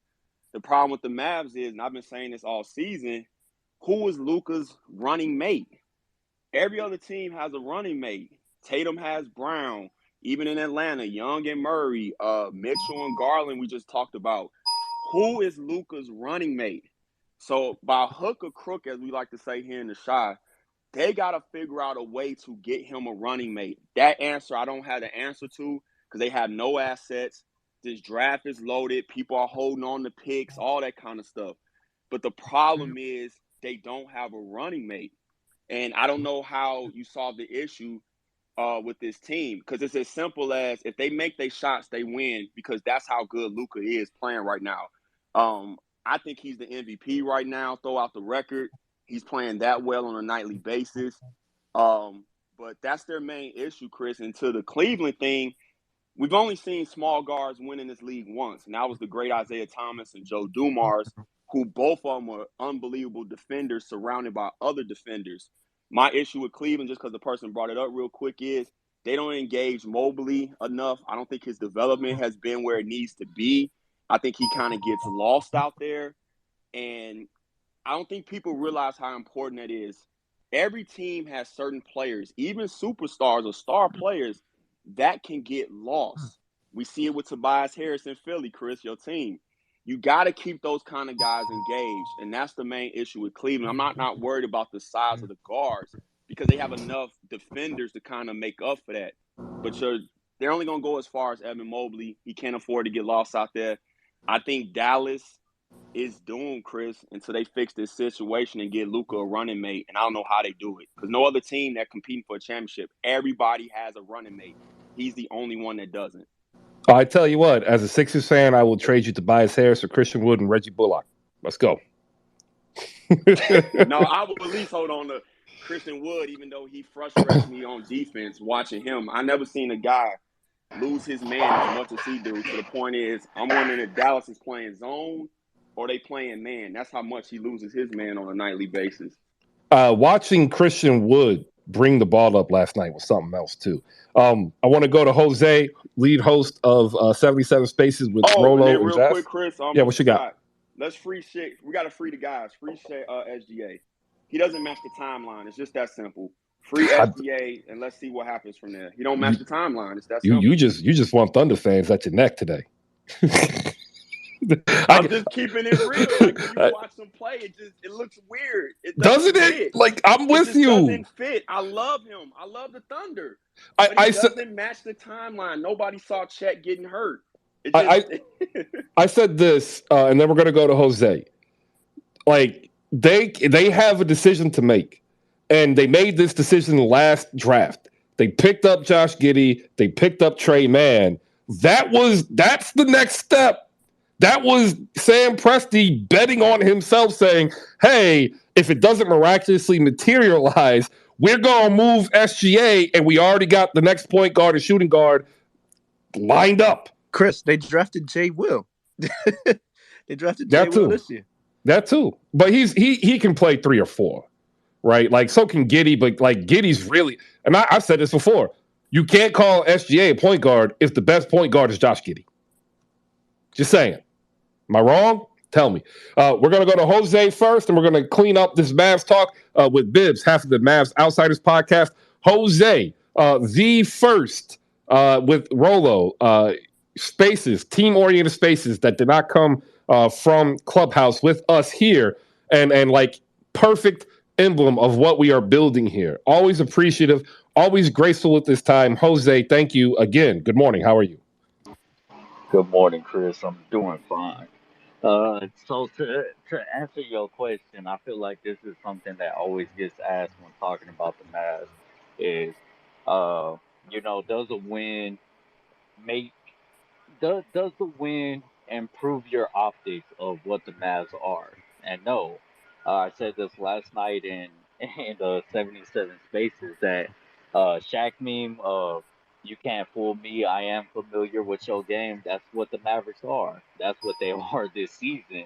Is when they make shots, they're gonna win, and I hate that it's just only come to one basic outcome of how the Mavs can win any type of game or any playoff series. Now, to picture the roster construction, that's something that Biz, the Mazda Outsiders podcast, has been doing over the last couple of weeks. They had to put out damn near a 3-hour episode on just reclamation projects, trades that could improve the roster. And I think they had one great take of you don't necessarily need a secondary player. You just have a lot of higher tier role players on the team. I mean, you look at our center position, which I think Dwight Powell does good defensively and putting himself in position, but he's still giving up points. He's still a layup line. You look at Tim Hardaway Jr., he can't really defend, but you start putting in guys who could replace what those guys bring and just a slightly better uh, player in those positions. Hey, you're looking at a different Mavericks outcome. You're looking at a different team altogether. You're looking at a team that just needs to get better age, better players who are younger, who could do a little bit more than just being 3-and-D type guys, spot up shooters. The Mavs need versatility, and when you look at Josh Green, who is taking that leap and who is connector, refresher this season, who's able to drive to the rim, be quick off the offensive rebound or even defensive rebound and run in transition, you're like, man, this type of Mavs basketball is exciting. You're looking at Jaden Hardy, who got some runtime against the Chicago Bulls and who was able to finish through contact in the paint. You're like, man, the Mavs need more of this. And guess what? The Mavs need to start looking at Reggie Bullock, Tim Hardaway, and maybe even DFS if it takes getting somebody who could replace something that they don't do. Just get better players. I mean, that's what some Mavs fans have been saying for the last 2 years. I mean, you've seen Luka at least get to the Clippers series and back-to-back years and push them to 6 or 7. And even with KP, I know how a lot of people bring up KP and how he was supposed to be the second star, but he's a injury-prone big man who couldn't post up 6'2" point guards, couldn't post up 6'5", 6'6" wings. And you're telling me that's supposed to be the running mate against with Luka, who also only plays defense when he's inclined to or when he gets his 20 shots plus. That's not winning basketball, and that's especially not going to help you in the playoffs. A lot of times the Mavericks try to get these offensive forwards. I've seen the athletic article talk about John Collins on the Mavs, and you're telling me a slightly upgraded Wood is going to help turn the Mavs season around? Nah, it's not. The Mavs really need to look in the mirror and say, bro, we need to start moving shit around. Because if not, hey, I mean, Luka's time is ticking. But I need to really pass this over to Bibbs because, again, Bibbs and Reese on the Mavs Outsiders Pod, they damn near did 3 hours of content on trade packages, reclamation projects, and all of that good stuff. So I'm going to go ahead and pass it over to Bibbs. All right. This is Bibbs Corner, half of the Mavs Outsider podcast. Actually, earlier this week, did a 2-hour one. That's the one he's referring to. And then last night did a game recap. So make sure you check them out where all podcasts pod. Go to Apple Podcasts, leave a 5-star review. You can also pick up your Mavs Outsider hoodies for all your Mavs fans over at the Mavs Outsider store on Etsy. Bibbs, I love this John Collins idea to Dallas for two reasons.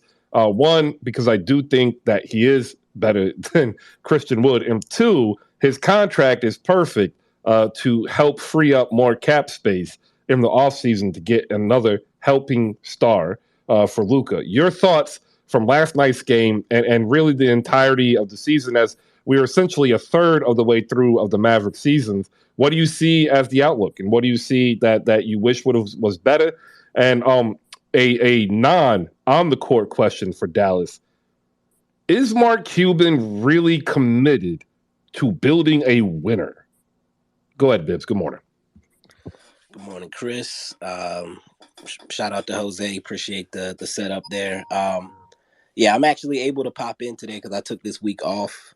You mentioned me and Reese did 4 straight days of podcasts, including that 2-hour one Sunday. So the vocal cords are a bit worn out right now. But a lot to address here, man. Y'all put a lot on the table. So first thing, the Western Conference Finals run set us up for disaster. I think it did. I pride myself on being able to learn from other people's mistakes and not having to make them myself. But the Mavericks did not do that. They are following the same path as the Atlanta Hawks from a couple years ago. We did make it a Western Conference Finals run. We did run into a Jazz team that was on the brink of implosion already. We did run into the greatest choker of all time in Chris Paul in the second round. And it was a good run. It was a fun run, but at the same time, I was scared that this would happen, that we would rest on our laurels and do the bare minimum to improve. I thought maybe Jalen Brunson leaving would put some sort of sense of urgency in the front office to make some sort of move, but it didn't. Our biggest issues last year were interior. We didn't have a real interior presence, and the answer that they decided was out there was to spend our only piece, our only what's the word? Our only asset, our only thing that we could use to acquire talent, that low tax, mid-level exception, $6 million. We went and spent that on 34-year-old JaVale McGee, gave him a 3-year deal with a player option in the 3rd year. He's supposed to be our interior presence. We currently can't play him.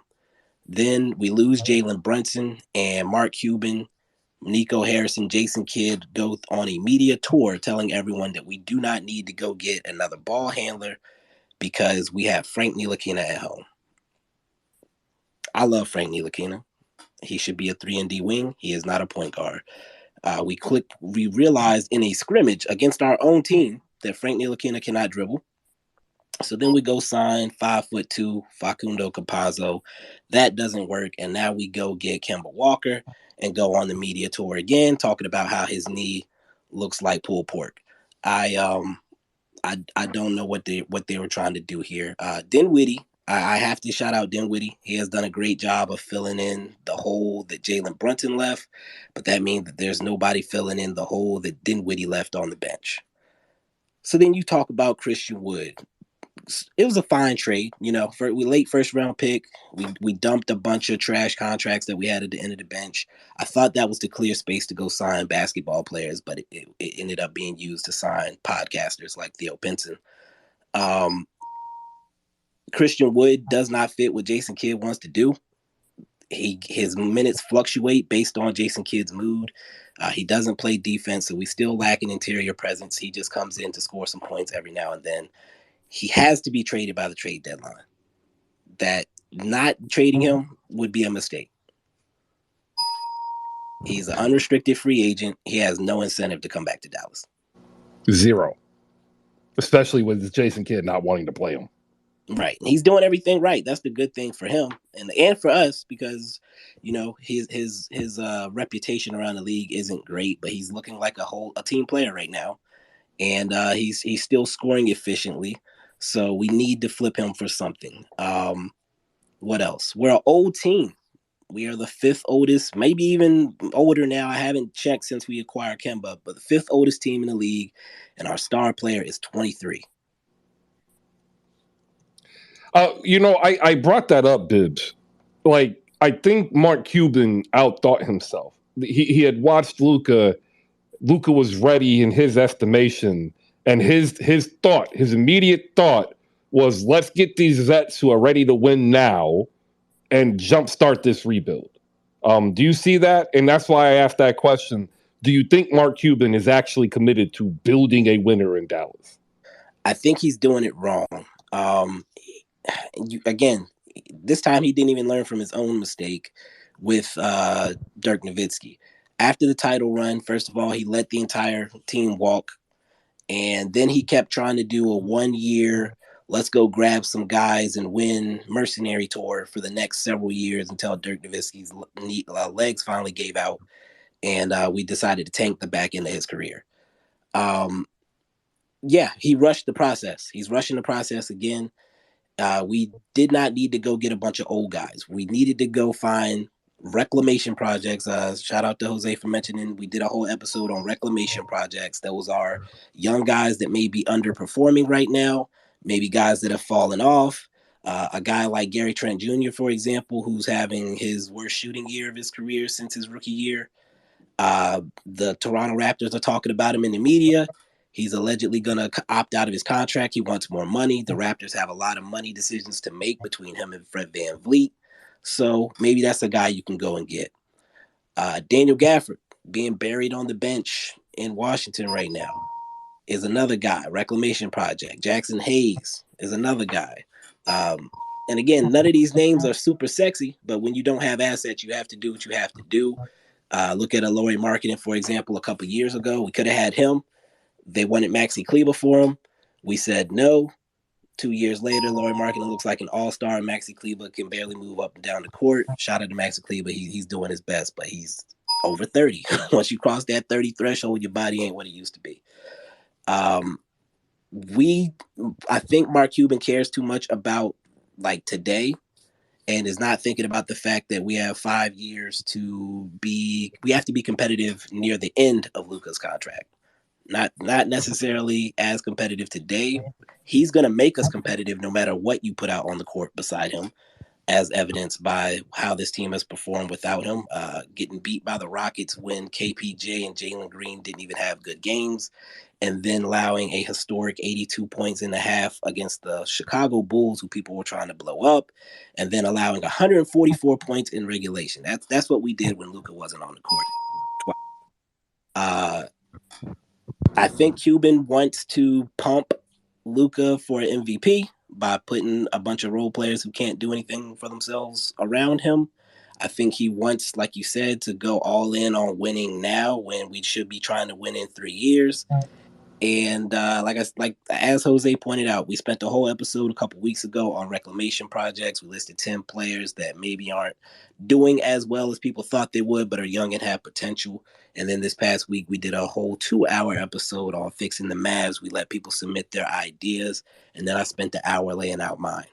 I think I've dominated the mic enough. The last thing I'm going to touch is the John Collins idea.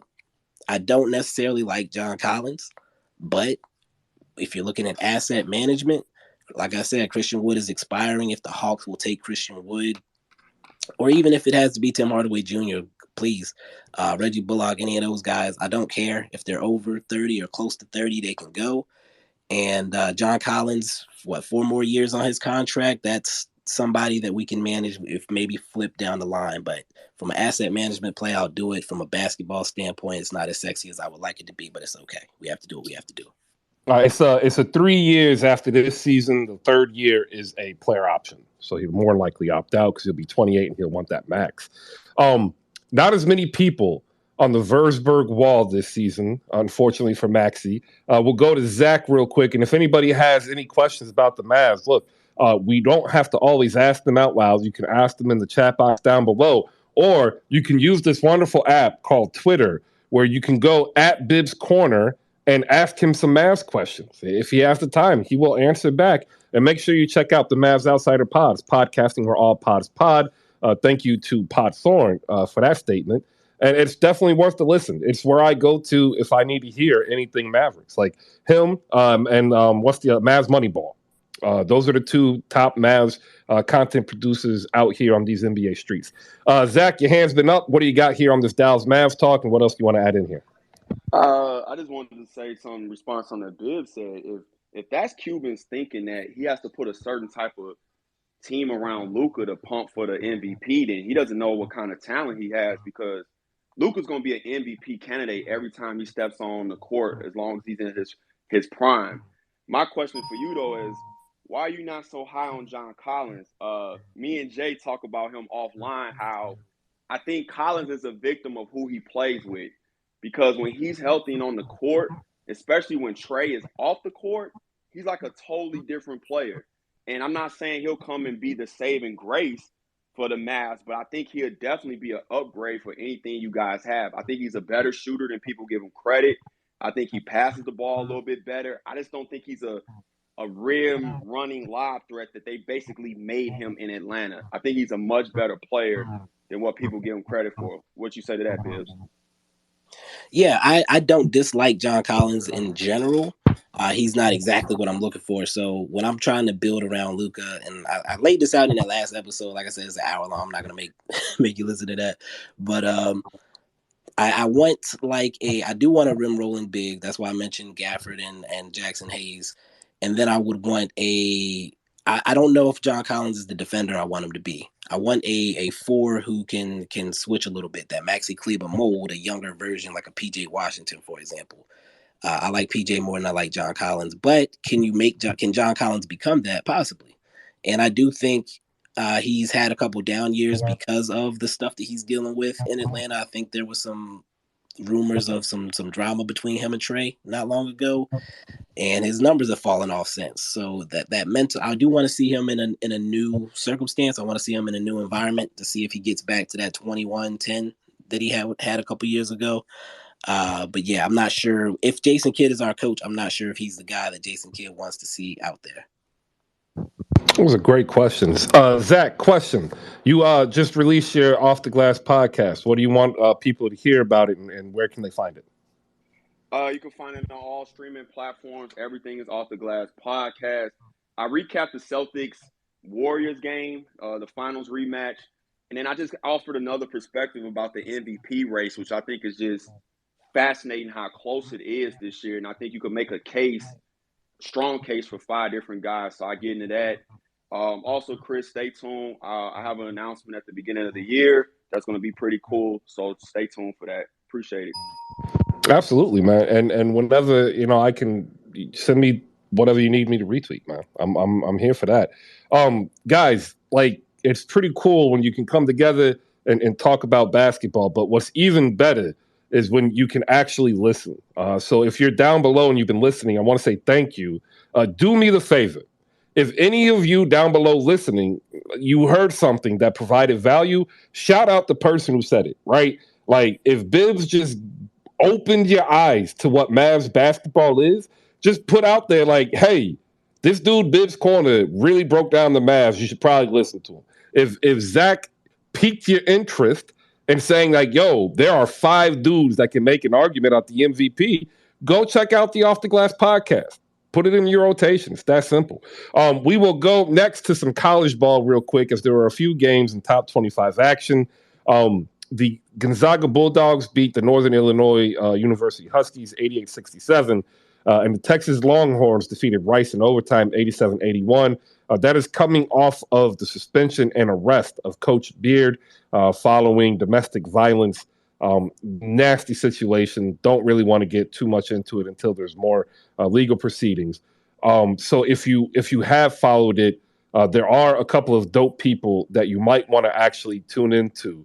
One of them is a friend of mine. I've reached out to see if I can get him up here. But he is newly married and adjusting to his new life, so he might not be able to make it. And that is my man, Deshaun Tate of Tate Talks Hoops. Dope guy. All right, quick reset. I'm going to hit this button, do the last reads to get ready to hit the third hour in about 20 minutes. We've got Dominic, Bonkai, and Mark Edwards up here on the stage just now. We are brought to you by SlamGoods.com, sponsoring us for the entire second season of Hoop Spaces, giving us a promo code. And what I've learned in almost 2 years of doing this is businesses like more than just consistency. Businesses like value, and what value is very subjective. And what we've been able to build together, it has become valuable in the eyes of a known business, and not just Slam Goods. There's other people who have noticed on what we've been able to build together. And Slam Goods was the first one to come out and say, we really like what you're doing, and we want to be a part of it. So I am actually saying thank you to Slam Goods for this read. Thank you for taking a risk on an unknown quantity outside of Twitter. I really appreciate it. It's validation. And as we get closer to the end of the year and we get reflective, it's humbling. It really is. And after thanking Slam Goods, I want to say thank you to a few people. Cedric, Sean, Malika, Nat, Natalie, Jose, Rolo, like all these people helped build what this is. And then the last thank you to my friend Ryan, Hoop Spaces Ryan, who's in the building. Could not do what I do here every day without the help he does. So shout out to Hoop Spaces Ryan. Check out the cardio rankings. We'll be getting an updated version of those coming up here. And make sure you head over to slamgoods.com and check out the pickup card game. Our friends over at the pickup card games, they were the ones who went to Slam Goods and say, you really got to check out what they are doing over here. We are forever grateful. Check out the pickup card game, $25 over at slamgoods.com. Use promo code HoopSpaces to save 15%, which is $3.75, which, by the way, you can get a good cup of coffee for that. It's interesting. As we get closer to the end of the year, I already said we're reflective, and the only thing that I see in my reflection are the wins of the people that I've come to know as friends. And that's what makes me grateful. So thank you. Up next, we will talk with Deej and Bonkai with some Knicks talk here, but I want to make sure that Mark gets in here first because he may be on the road doing things that only he knows, helping people become better shooters and getting them paid in dollars by teaching them how to shoot buckets. Mark, good morning. How you doing? I'm good, man. How are you? I'm good. I woke up. It was kind of emotional. My cousin played for Mike Leach. He passed away, and we talked for and we talked for a good 40 minutes about it, to let him vent. But it's cathartic, right? And I take this time to really understand how great life is, right? So I'm just appreciative of everybody right now. So how you doing? I'm good. I'm blessed, man. Man, when I went to sleep, he was just, he was in critical condition. And that's crazy to hear he passed. Yeah, I mean, when I read the particulars, I kind of already had that pit in my stomach. If you don't know Mississippi, Jay the Wakandan understands this. Starkville's in the middle of nowhere. There's nothing there, and I've been there. And he had to be airlifted 125 miles, which, if you don't understand, is about 3.5 hours of non-intensive care. They can only do continuing care on transport. And I just wonder, had he gone into a clinic or had he been to a closer, larger hospital, what would have been? But hey, that's just me telling you, hey, when you get older, you need to take care of yourself in life. So make sure you're eating right and working out. And Chris, just so everybody understands, the state of Mississippi just voted on a budget cut to cut healthcare facilities in rural areas. So that's the other cruel irony or twist of fate of all this as well. But back to basketball, we will probably be mourning. There are those of us who understand what Mike Leach provided. But back to basketball, Mark, anything that you've heard so far that you want to bring up? And then my question to you is, what did you see last night? I honestly didn't see much last night. I had a client till 11 p.m., 11:30 p.m. But the things I've been hearing, you have people now talking about that Zion Williamson should be in conversation for MVP. And I'm like, what?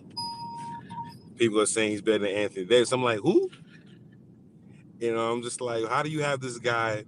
I know they're the best record in the West right now, right? That is correct. But those 7 rebounds and less than 1 block shot per game, those are winning details that, I think before we start talking about a guy being and got to get both sides of the ball covered. He's definitely dominant offensively or whatever. And I think, they have a 3-headed monster and they have what they call him, Grand Theft Alvarado, young boy from Brooklyn, getting on everybody's skin. I think they'll be a formidable, opponent at the end of the year, but they don't have the playoff experience to actually make a dent in, the playoffs. So I think this is just, early hot takes. It's an intriguing team. I just don't think, they're going to have the muscle and the experience to do it in the playoffs. CJ McCullough's a vet, but he's not a playoff vet like that. Like, he's not really, I think he's been to the West Conference Finals once. But I just don't think that's enough. I think the other guys still just too green for, that playoff basketball. I think they make it to the semifinals. I just don't know if they could take it further than that. Yeah, I can see that. Zach, your hands up. Go ahead. I just wanted to respond real quick to the MVP thing. I think people confuse sometimes having an MVP moment in the season to making you like a legit candidate. One thing about the award, it has to be some consistency. And if we're all honest, it kind of matters what you did last year a little bit to a certain degree. We kind of factor that in as a carryover. But I think Zion is one of those people I say is having a moment right now. Like Devin Booker had a moment early on. Donovan Mitchell had a moment. Dame did when he was early on, even though he's kind of back now. I'm going to disagree with Mark. I don't think they're that green like people think. This Western Conference is going to be really about matchups more than ever. And if they get the right matchup, just like we didn't expect Dallas to make it to the Western Conference Finals, they have more than enough to make it to the Western Conference Finals. But I will say this, Mark, to your point, is going to be it's going to hinge upon those other role players, because I think Zion, Ingram, and CJ are definitely enough to do it, but it's going to be the other role players as well. Well, what do you think about their bench? I love their bench. They have one of the best benches in the league. I just think, to your point, I do agree. They still need those reps. Herb Jones is young. Najee Marshall is young. I always forget this young man's name. I get upset. He's more than a shooter. The wing guy. Jay, Trey. Trey. Yeah, Murphy. Trey. Is it Murphy? I always forget his name. Yeah, I'm getting old, Chris. But I love Trey Murphy. I think he's more than just a shooter. Those are the guys that everything to me is going to kind of hinge on. I think CJ, Ingram, and with those two leading along with Zion, I think they have enough to make a serious run. It's just a matter of how those other guys play in those series. And I think matching up last in the playoffs was some really, really good reps for them in the playing game. Trey Murphy, 13 points, 47% from the floor, 40 from 3, 94 from the free throw line. I love Trey Murphy. I think he should start personally.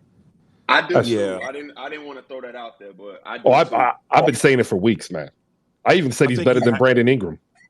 I think you have to have that spot up shooter on your starting five. When you break the defense down, get paint touches, you want those guys to stay attached to those shooters and not come over for help. You know what I'm saying? So you got to have real threats out there. Brandon Ingram is a much improved catch and shoot guy, but he likes to play off the dribble. That's his thing. He likes to play off the dribble. And we know Zion likes to play off the dribble. CJ's a very underrated catch and shoot guy. I didn't realize this until a couple of years ago. And I started looking up his stats in detail, the analytics behind it. And he actually was being held back playing with Dame. So now that he has his quote unquote, he's the vet on this team, I still haven't seen him really just step out on his own and have those monstrous games or whatever. I guess because he's got these young superstars with him that he's not able to do that. But I know come playoff time, he's going to need to do that. And I'm wondering if he's going to be able to. That's a good question. And shout out to all of those who don't get it, and shout out to those who do. When I say Trey Murphy is better, I'm talking about in comparison in the second year compared to Brandon Ingram's second year. Not talking about currently now, because obviously Brandon Ingram with the 4 or 5 years experience is the better player now. I'm talking in comparison to where they were. Also, real quick science segment. The United States, and I've had this in the background, the United States successfully produced the first energy from nuclear fusion reaction. That, ladies and gentlemen, is a game-changing breakthrough. So I talked to my son about this yesterday, and my son loves this stuff. And I say, hey, we did it. It's leaking out that we have now successfully produced energy, more coming out than we did putting in the first nuclear fusion reaction. Now, what is it? Fusion and fission are different. Fission is what we currently use for nuclear energy. Fusion is what stars use. It's the process of combining two elements into a single one versus taking two or one and splitting it apart, right? My son, who's all of 9 years old, was so excited, but he got quiet. He thought about it, and several minutes later, he asked me this question. Dad, what happens if this fusion reactor explodes? Because suns have coronal mass ejections and supernovas all the time in the history of the universe. What happens? And I told him the truth. The atmosphere would be blown open in a hole, and all of the air would more than likely be sucked out, and we would all asphyxiate. So there you go. But dope science news, because this is on the path to clean energy. If you haven't been following it, you can head over to any of your trusted news sources. I guarantee you it'll be one of the top stories. We'll go to 6 of the 12, who's down below, who's probably taking some gritting of the teeth here as we talk about his Pelicans. I'll let him have a chance to reply. 6 of the 12, go ahead. Yeah, I just want to point to what Mark was saying. I mean, I can understand if someone says that they might not have that much playoff experience, but besides, God willing, the Lakers get into it some kind of way with LeBron James and Anthony Davis with their playoff experience, and if Golden State makes a run, it's really a toss-up in the West right now. And I like to go back to what I forgot who said this, but like the West is literally just matchups right now. And I think what the Pelicans have is they can literally match up with any team right now in the NBA with their length and athleticism.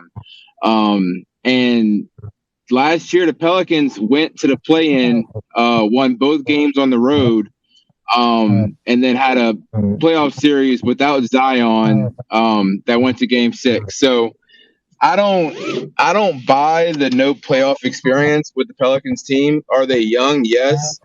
But the West is wide open right now. And I just don't see how that can play a huge thing into it right now, unless the Lakers get in some kind of way with LeBron James, because he's been in it so many years now. And if the Warriors make an actual push,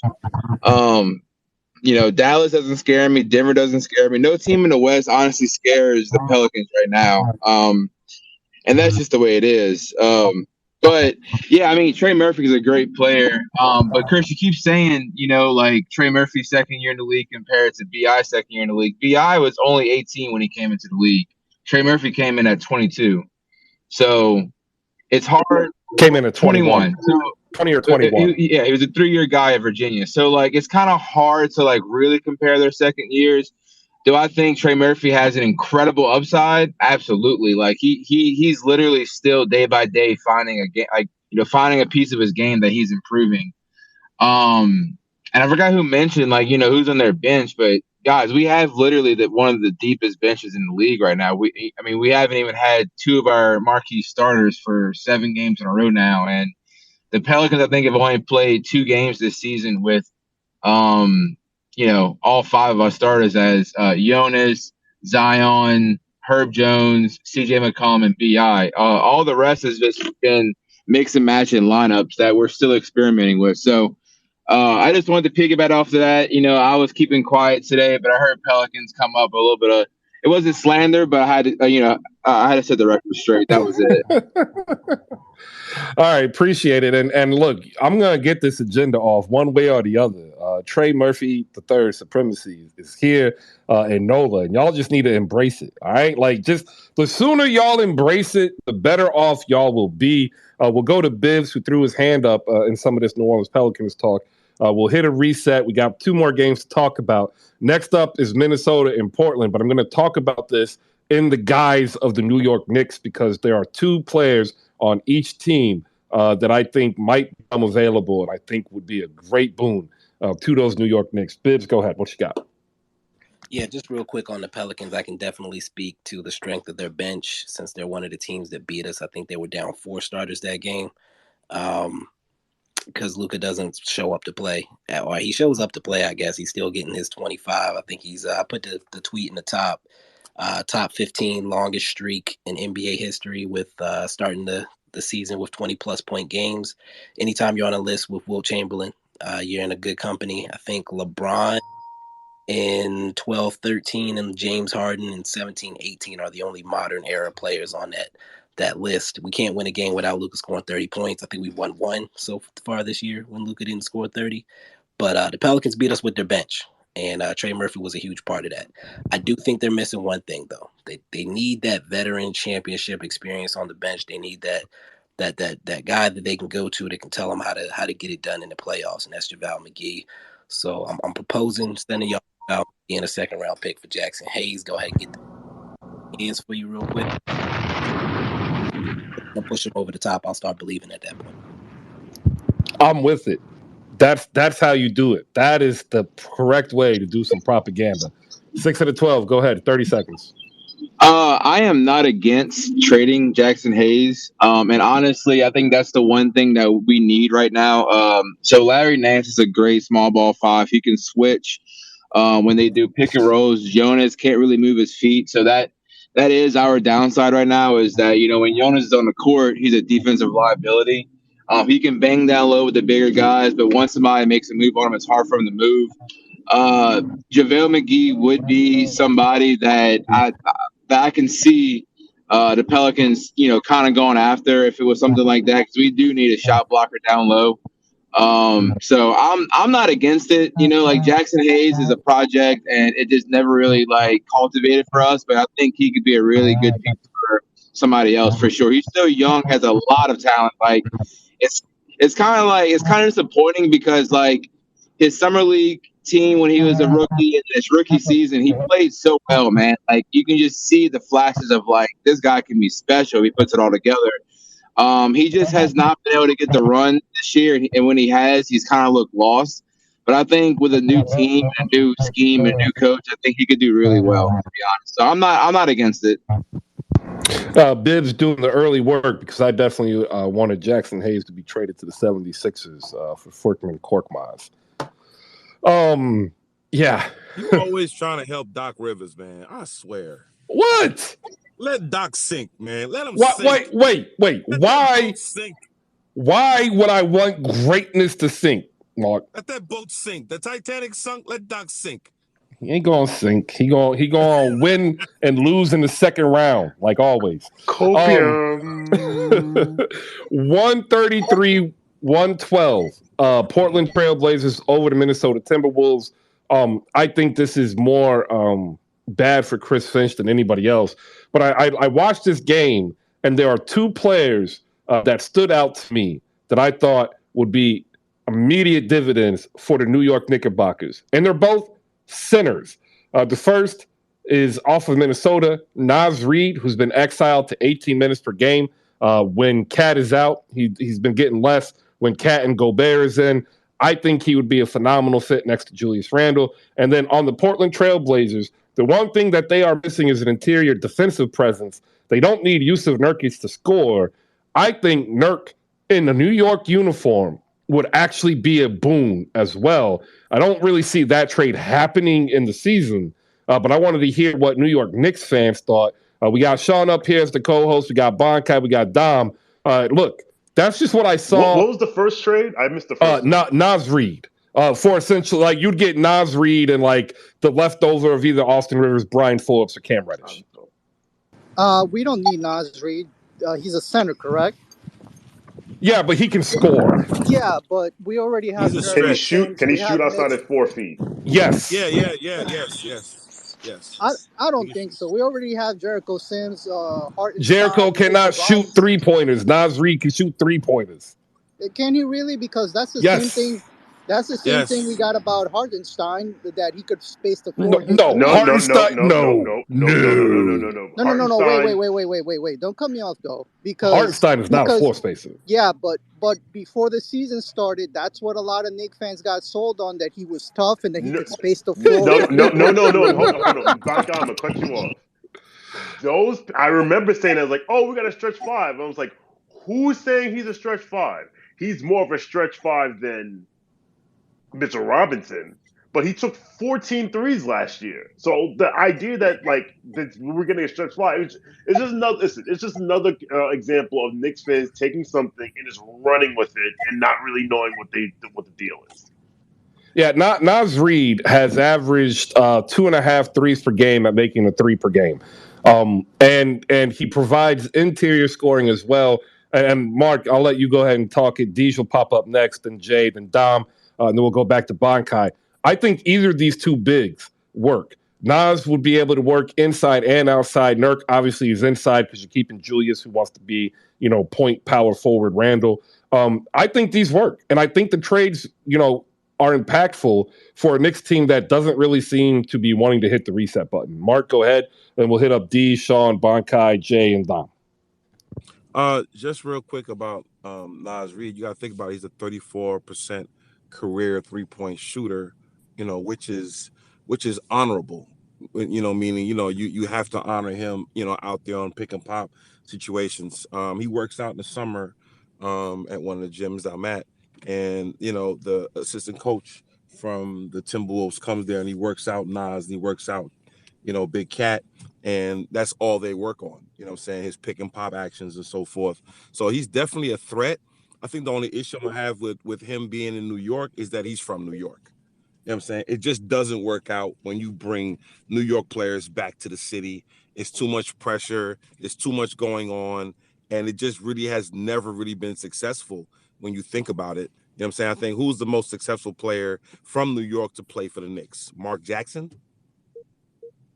Bernard King, maybe. And Bernard, I was going to say maybe Bernard. I'm thinking. I don't know.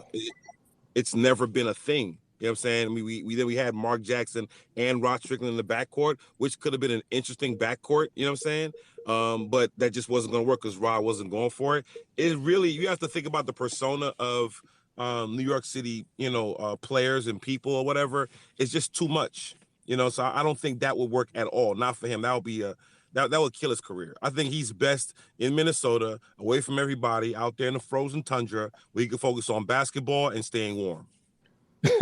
Shout out to Jay Nicky. I get it. Carmelo was born there. I view Carmelo more from the DMV than I do from New York, despite what.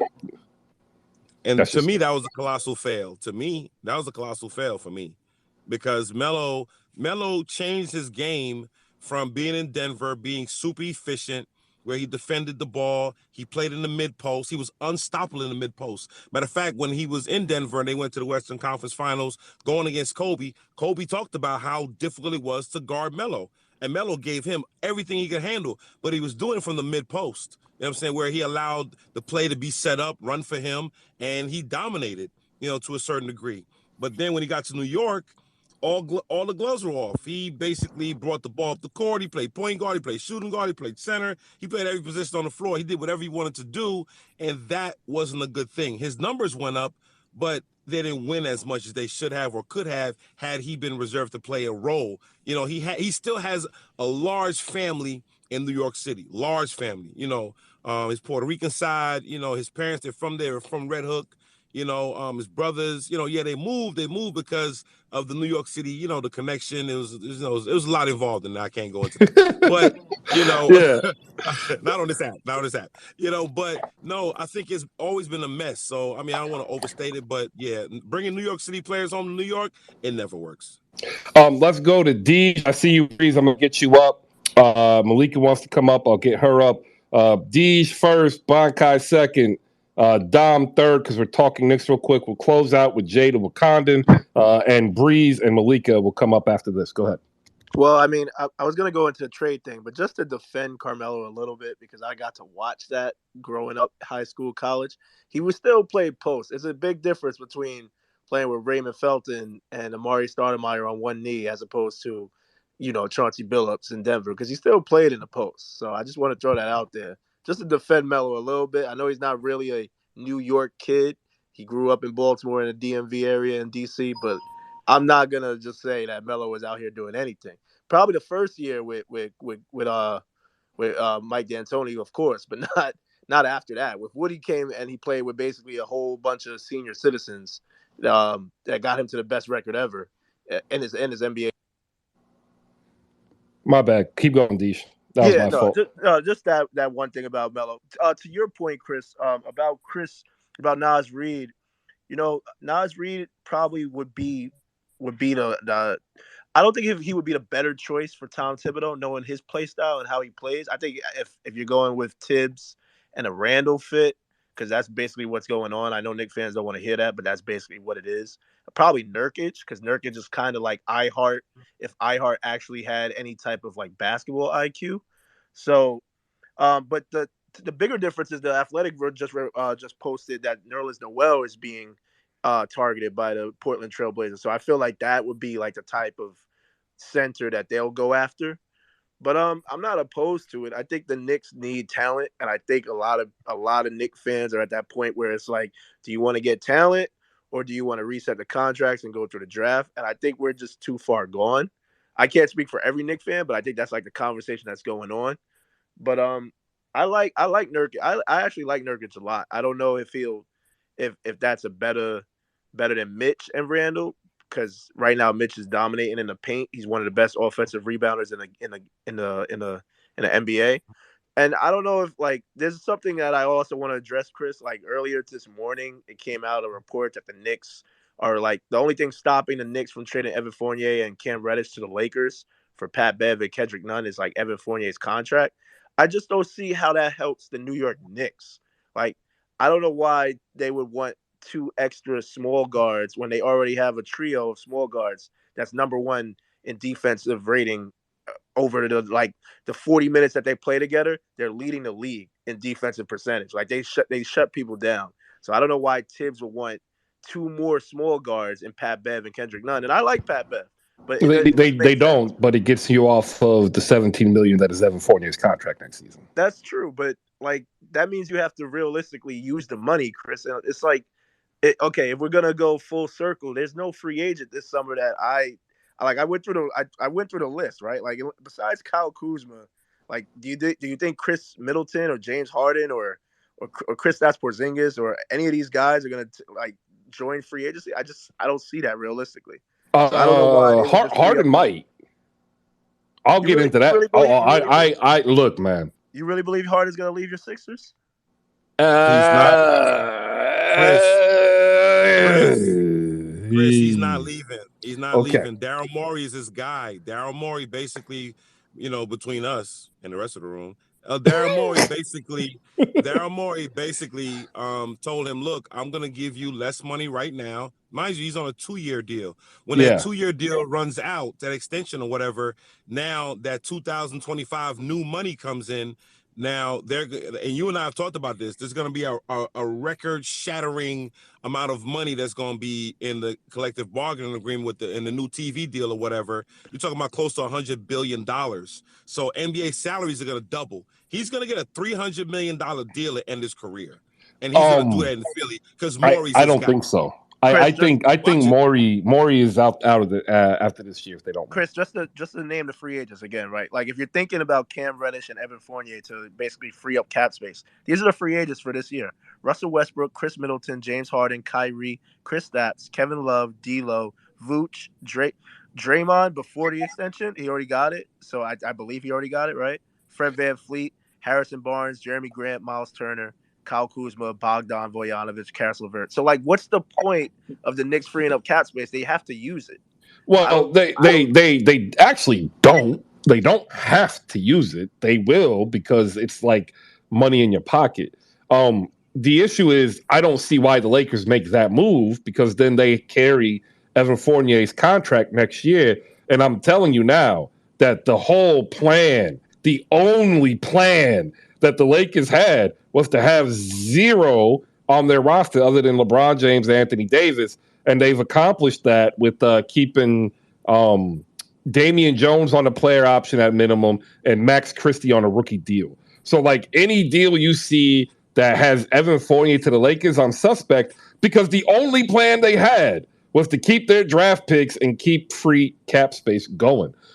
In regards to Philly, look, I think Morey's out at the end of the year if they do not make the Eastern Conference Finals. There's been a power struggle since the offseason. It's just not out there because Keith Pompey hasn't written about it. Like, he will probably after the trade deadline. Like, it's just how it works. I'm telling you now, even though they've worked their way back up into the top 6 seed, it ain't all sunshine and roses in Philly. Daryl Morey is NBA untouchable. Think about this. He cost the NBA maybe $100 million with, his rant about China. Not his rant, his opinion about what was going on in China. Think about if you had done that. Think about if anybody else had done that. You know what I'm saying? They would never be back in the NBA. And yet he still got a top-tier job. His legacy in the league, he's one of the godfathers of the whole analytics movement. So he's definitely beloved all over the league. So, and James Harden forced himself. He forced his way to Philly because Daryl Morey's there.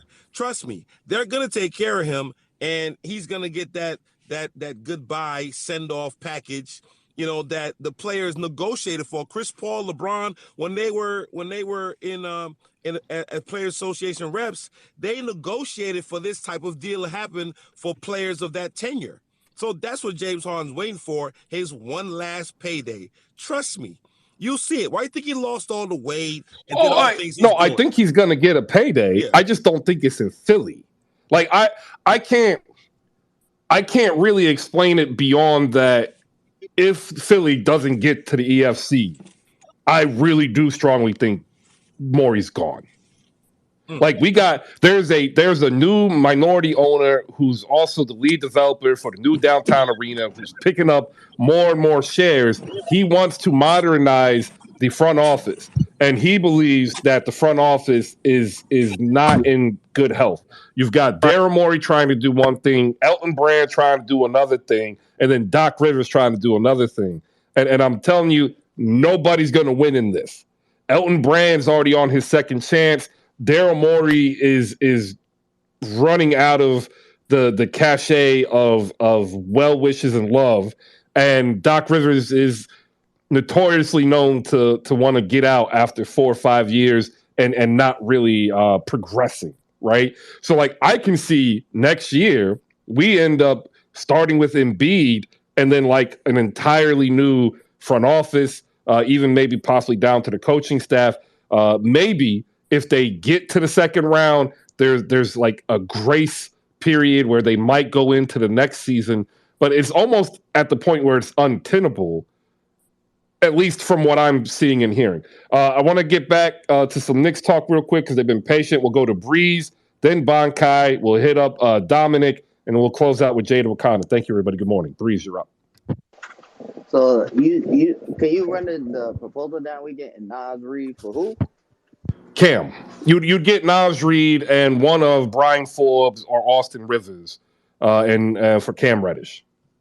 Okay, that's funny you say that, because I was actually thinking of places where Cam go past the Knicks, and I was actually thinking of the Minnesota Timberwolves, like pay him with Anthony Edwards as wings, so that makes sense.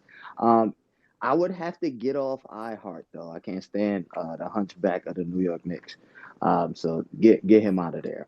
For as far as this Lakers thing go, please, for the love of everything, keep Pat Bev where he at, fam.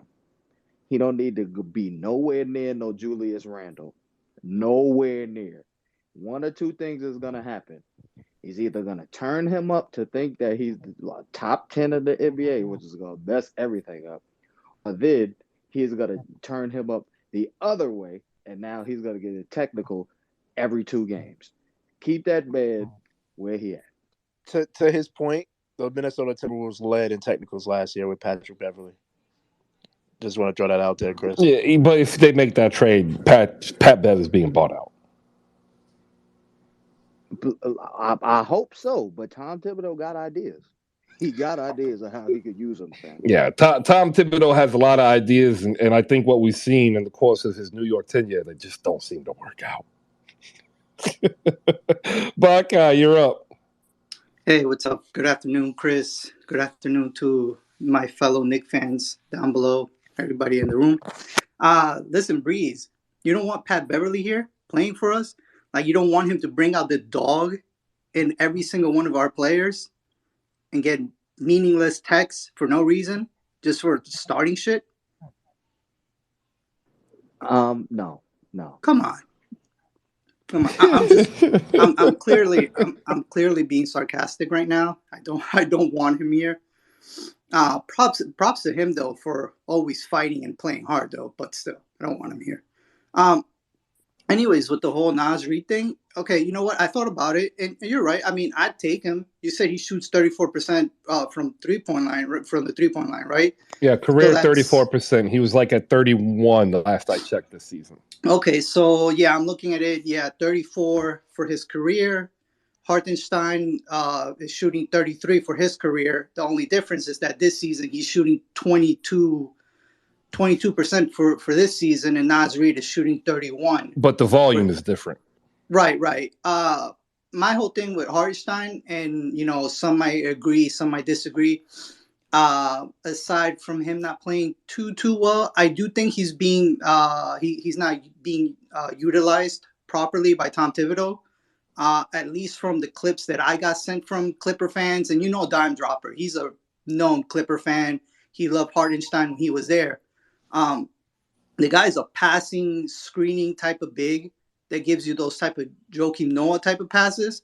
But Tom Thibodeau, for some reason, does not utilize this man properly. Like, I'm watching the games, and guys, and you barely see him get the ball at the top of the key and try to create passes off his screens and cuts and stuff like that. And for the life of me, I don't know why Tom Thibodeau is not utilizing him to his strengths. And you got to understand about the 3-point shooting. Before the season started, I was sold by a bunch of Knicks fans and other people, and I could show you tweets that he was a floor spacing 3-point shooting big. Like, there was Knicks fans in the preseason saying like, oh, he's hit a decent amount of threes in the preseason. He's gonna be killing it from the 3-point line. Big Nick energy. I'm looking at those people because they spill a lot of hot shit from their mouths. Find some new Knicks fans to follow, Buckeye, if they're telling you that Isaiah Hartenstein is going to be I can tell you it's none of the Knicks fans in this room. That's for sure. They know who I'm talking about, by the way. But yeah, that's what I was sold on, and he's not shooting the 3-ball well at all. But yeah, I'll take Naz Reid and Austin Rivers. I mean, we had him before. He was playing. He wasn't so bad while he was here. He started going through a little funk where he wasn't playing so well. He got taken out of the rotation. But hey, if you want to throw him in there, why not?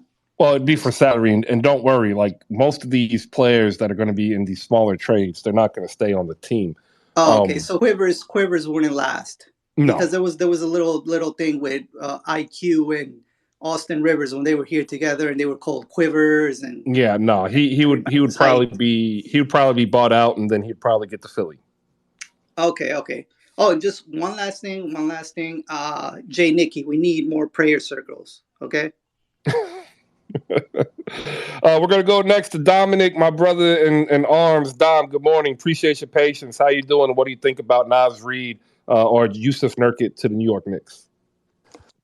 Neither one tickles my fancy, but it's funny, Chris. Let me start with this. I heard your opening soliloquy when I came on about you getting the support and then going to nuclear fusion. This is why I love you, man.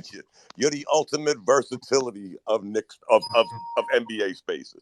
You know how I feel about you, man. I support you a lot of times. I don't talk, but here's the weird thing, Chris. I see a lot of my Nick buddies up here today where Deej, Breeze, Jay, Nicky, Nickinata. The trades don't do that trade. Neither one of those trades do nothing for me. I'm more of the trade that Deej was talking earlier on Twitter with us trying to acquire Kuzma. Because if we're going to give away 2 do not play players and we could get back something that's going to help us right now, because I'm a Deej and Breeze. No, I'm a right now kind of Nick fan. I don't want to hear about tanking. I don't want to hear about 6 years from now. I don't want to hear about draft picks. I'm a here and now kind of fan. So if something could help us right now, Chris, you could be paying Beverly's salary. I wouldn't want him. You could take him with you, bring him to Philly, a big Philly guy. We don't need him. We don't need that kind of drama. We're actually, I know this is going to piss a lot of Knicks fans off, we're above that Mendoza line now. We're actually a 6 seed. Though Knicks fans don't want to believe it because they wanted to cash their chips in after 16 games. But it's just it's a feel-good moment for me as a Knicks fan, Chris. And, of course, I always chime in to tell you what a great job you're doing. I love you, man. You keep up the good work. And this is why you're getting the support you're getting, Chris. Good things come to good people, my brother. And I love you. Keep up the good work, man. Appreciate it, Dom. And I love you too. And to all you down there that are vets as well, you have a brother in arms up here. So if you ever feel the need to reach out for any reason, just send a message. That's what we're here for. We'll close up some of this Knicks talk with an outside perspective who does a very good job of needling other fan bases.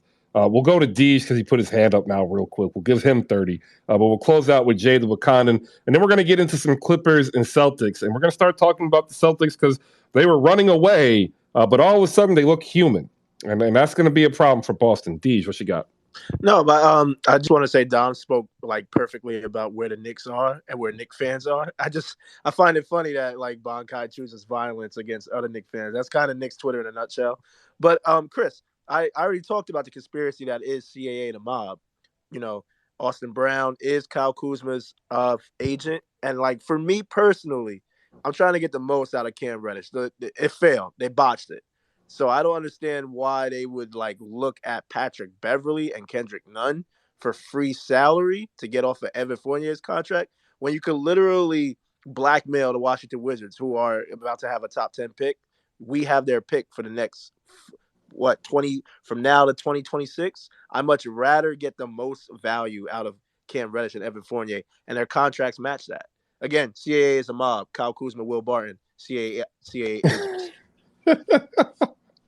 Hey, I've got nothing against any of the agency representations, like the firms.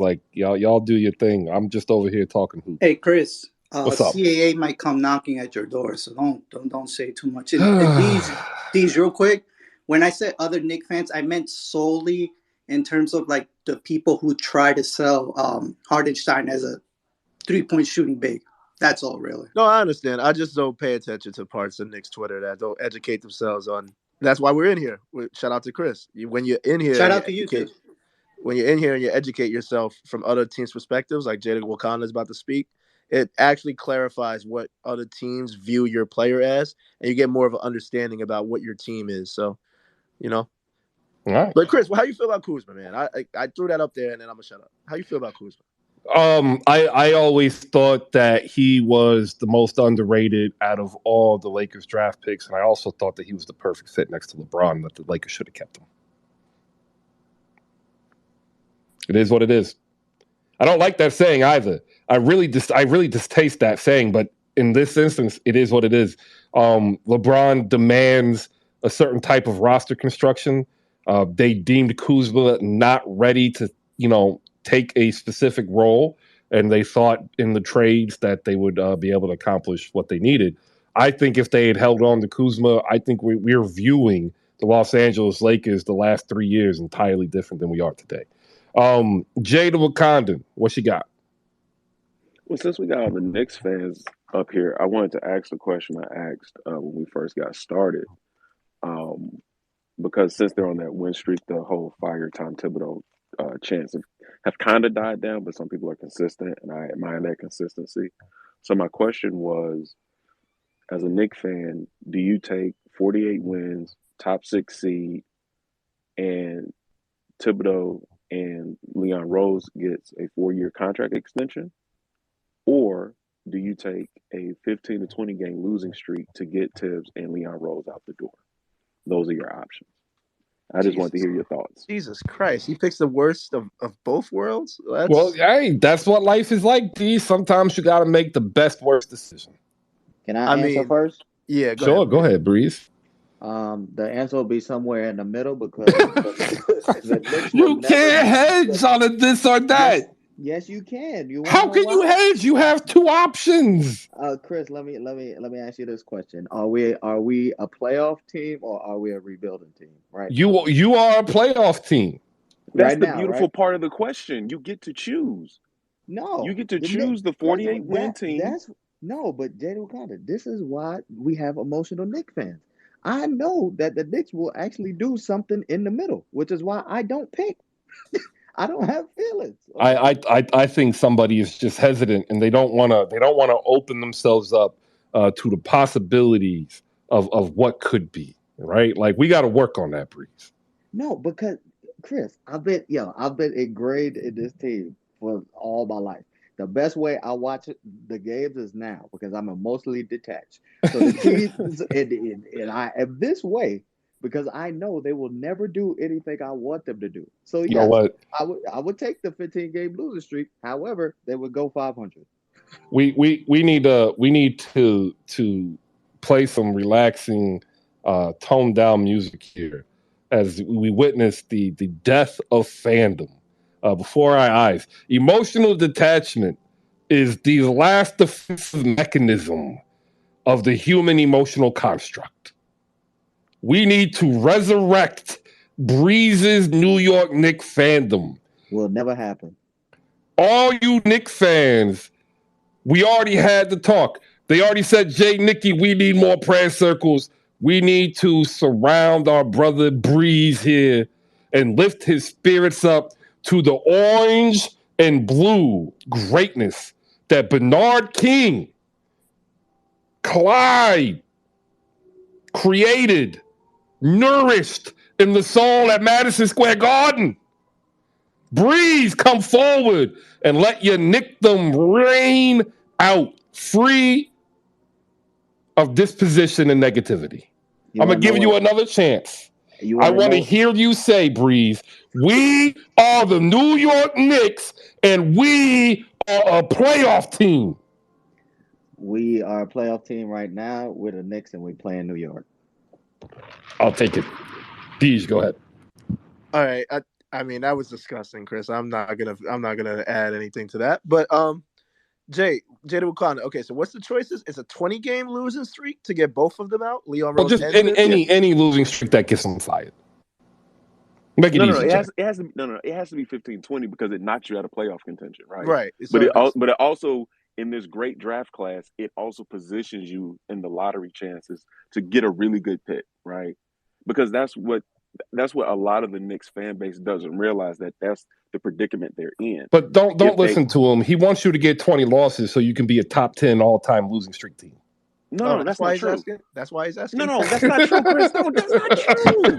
That's not true. Well, I is want this the is Knicks. this to I break want the the Knicks to Memphis have. curse, Chris? If this is to break the Memphis curse, then No. I want the Knicks to have young talent, but I want them to have a front office and coach that actually knows how to develop said talent instead of bringing Marcus Morris in to play over the number 3 pick in the draft. Like, that's what I want from the Knicks. But if the Knicks decide to be a veteran team, I want them to lean in and be a veteran team. See, if you're asking me, like, just my opinion, I'm a draft kind of guy. So I would go with if you get the clean house and you get a top 10 pick, then I'm going there because this team, even if they are a playoff team, they're not gonna get out of I don't know, they might get out of the first round. We just talked about the Cavs, but like, I don't know. I'm a draft type of guy, so I guess I would go with clean house just because, like, again, this kind of goes full circle with the Cam Reddish and Evan Fournier thing. If you get Cam Reddish and Evan Fournier for freaking Pat Bev and Kendrick Nunn, then you're not doing your work. Like, we just talked about Naz Reid, we just talked about Nurkic, Kyle Kuzma. If your best solution to that is Kendrick Nunn and Pat Bev, and you buy out one of them, then Leon Rose, you're not made for me. And I think a lot of people could agree with that. All So right, let's go. I'll take the L's. I'll take the L's. Let's go to Dom. Dom, real quick. What do you got? You can't go for the L's. I'm sorry. I ended my little soliloquy with the here and now. If you got the here and now to move forward now, you do that. Because every draft pick, we hear it every year, guys. This guy's coming out. They're all risks, especially these one and dones. We're the New York Knicks. We shouldn't be sitting back thinking about 5-6 years from now. Breeze is a prime example. He's my brother. I love him. But he don't understand what happened to the tough team, tough town mentality. We're willing to wash away all we ever had, especially in the 90s. Some of y'all probably weren't even around in the 90s. But we're willing to wash all of that away to say, let's lose as many games as we can to get what? Frank Ntilikina? Kevin With that, Knox? Chris, watch. Really? I got Dom right now. How do you feel about Leon Rose, Dom? You tell me this personally all the time. I feel, you know how I feel, D. He's been an F. But I will give him a credit for one thing. He hasn't sold his soul to the devil. He hasn't sold nobody for undervalue. And that's why I said that Lakers trade, squash that. Because that would go against everything he has done so far. You may not like me, you may not like the direction he took. The passing on Halliburton twice, the this, the that. But he's never sold us short. He's never gave away Chris for a hot dog vendor. He hasn't done that. So you got to give some credit. But I'm not into the losing, people. If that's, like I always tell Steve, like I always tell Deej and Breeze, if that's the horse you want to ride, I'm not getting in front of it. Just don't expect me to ride it with you. There you go. It's fair. It's very fair, Chris. Nick's Twitter is we're at a conundrum, man. We're at a crossroads. I'm That's just why I I'm asked just that. letting the chips fall where they may. I want to get Zach in here for an outside shot of reality here. And then once again, I urge all of you to shoot Zach here a follow and check out the Off the Glass podcast. All it is objective basketball talk, analysis, breaking down Can I say games. one thing, Chris? I actually follow Zach, and I advise other people too because he gives it clear, uncut, unbiased. He's great at what he does. That's my plug for Zach. And just to piggyback off that, I also follow Zach too. So Look Nick's at that. Twitter needs to listen to Zach. He's in Chicago based, unbiased, and we're playing the Bulls in a back-to-back. So you definitely should hear from a Chicagoan about And the I think Knicks they and the should blow Bulls. it up, by the way, the Bulls. But I'm saving that for another podcast. He also had a great interview with Jamal Crawford, if you haven't checked it out. Appreciate it, Bank Guy. I just want to say, y'all might not like what I'm about to say, because remember, I this conversation, especially you, Dominic, it's turned into what I said on an episode. I just think Knicks fans, y'all think because of New York and the bravado that y'all get to cheat the process sometimes, and it just doesn't work that way. And that's why I compared the Knicks to a woman, and I said she's a 6 that hangs out with 9s and 10s. And those 9s and 10s are the other franchises in your city. The Yankees being a 10, the Giants being like an 8 or a 9, the Rangers being like an 8 and a 9 because they've all won championships and the Knicks haven't. You guys think because you're in New York City that the franchise is a 10. You guys are a 6. You have the come to Jesus moment that you cannot cheat the process. You guys realize that, because me and Jay talk about this offline all the time. This would have been the perfect draft since y'all didn't want to take Halliburton. That's fine. I like Obi. I'm not going to bash Obi. I thought Halliburton just made sense in a league where guard play and wing play matters. Just made sense to me. But if you guys weren't willing to sign the people y'all signed this year with this type of draft that's on the horizon, like this is a franchise-changing draft. And I felt like, what do the Knicks have to lose? You guys are a great fan base. A great fan base, passionate. But I'm tired of you guys yourselves like 10s when you're really 6s until you're ready to do the work.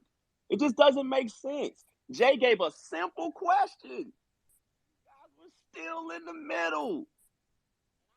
I'd rather go with the tank job as an outsider because I just feel like you're going to keep repeating this just so y'all can get the 4th and 5th seed, 6th seed. You guys deserve better than that, New York. Y'all should want better than that. But the foundation has to be reset. And one of these days, y'all going to have to swallow that tough medicine and just take it. I know it's going to be hard. But in my humble opinion, I said it in the podcast, and I'm going to pass it off, Chris. if you look at the records over the last 30 to almost 40 years, in a lot of cases, y'all not better than like the Indiana Pacers as a franchise. Or the Sacramento Kings, man. We're Or dead the Seattle Supersonics / Oklahoma City Thunder. It is what it is. Bring some pride back to that great city, man. Tear it down, rebuild it. That's just my opinion as an outsider. And I feel the same way about my hometown Chicago Bulls. They're not winning anything with this average roster. It's time to redo it. Shout out to Rayology down below. He's got a visual of the Knicks. He says, going to watch the Indiana Pacers, Magic, and Pistons leapfrog us for another decade. He's not done. He went on. Championship since 1992. Chicago, Houston, San Antonio, Lakers, Pistons, Heat, Celtics, Mavs, Warriors, Cavs, Raptors, Bucks. We can go further than that if you want to. I don't think you want to. It gets more depressing. I just want to know that I bookmarked that tweet. So when Detroit is still in the mud in 5 years, Indiana's still in the mud. Because you know what happens is we love to fantasize and we think the grass is always greener. So we look at another team and we're like, oh, look what they're doing. They're doing it the right way. Orlando has been rebuilding for 9 years. And I say this to all the tank people. The tank people don't have the stomach to listen. Knicks fans lost their minds over the summer because Julius Randle and Jalen Brunson, Obi Toppin lost a pickup game against the Gauchos in the Bronx. Now, you mean to tell me that you're going to sit here and watch Knicks be bad for 3 fucking years? Get out of here. Like, I don't believe any of you. You need more people. I understand that tank, there is an incentive. As long as there's incentive to tank provided by the NBA, it is an option. But I've also realized that a lot of people think that being bad and tanking are synonyms. And a lot of these teams that got star players that we think they tanked, like, no, they didn't tank. They were just bad and got lucky. Like Cleveland. Cleveland never tanked. And Cleveland won the lottery 4 times. Since 4 freaking times. And they've never, ever tanked. They just got lucky. Just to defend the Tankers, the last time the New York Knicks were in the playoffs consecutively, the Milwaukee Bucks weren't. The Milwaukee Bucks did not tank. Exactly. Go ahead. Speaking of the Milwaukee Bucks, Hoop Spaces Ryan has a question. The 7-loss Celtics play the Lakers tonight. The 7-loss Bucks play the Warriors tonight. Which game has the biggest spread? That's the question. Moving on to the last game that we have yet to talk about. Celtics and Clippers last night. The Clippers housed the Celtics 113-93. It was not close.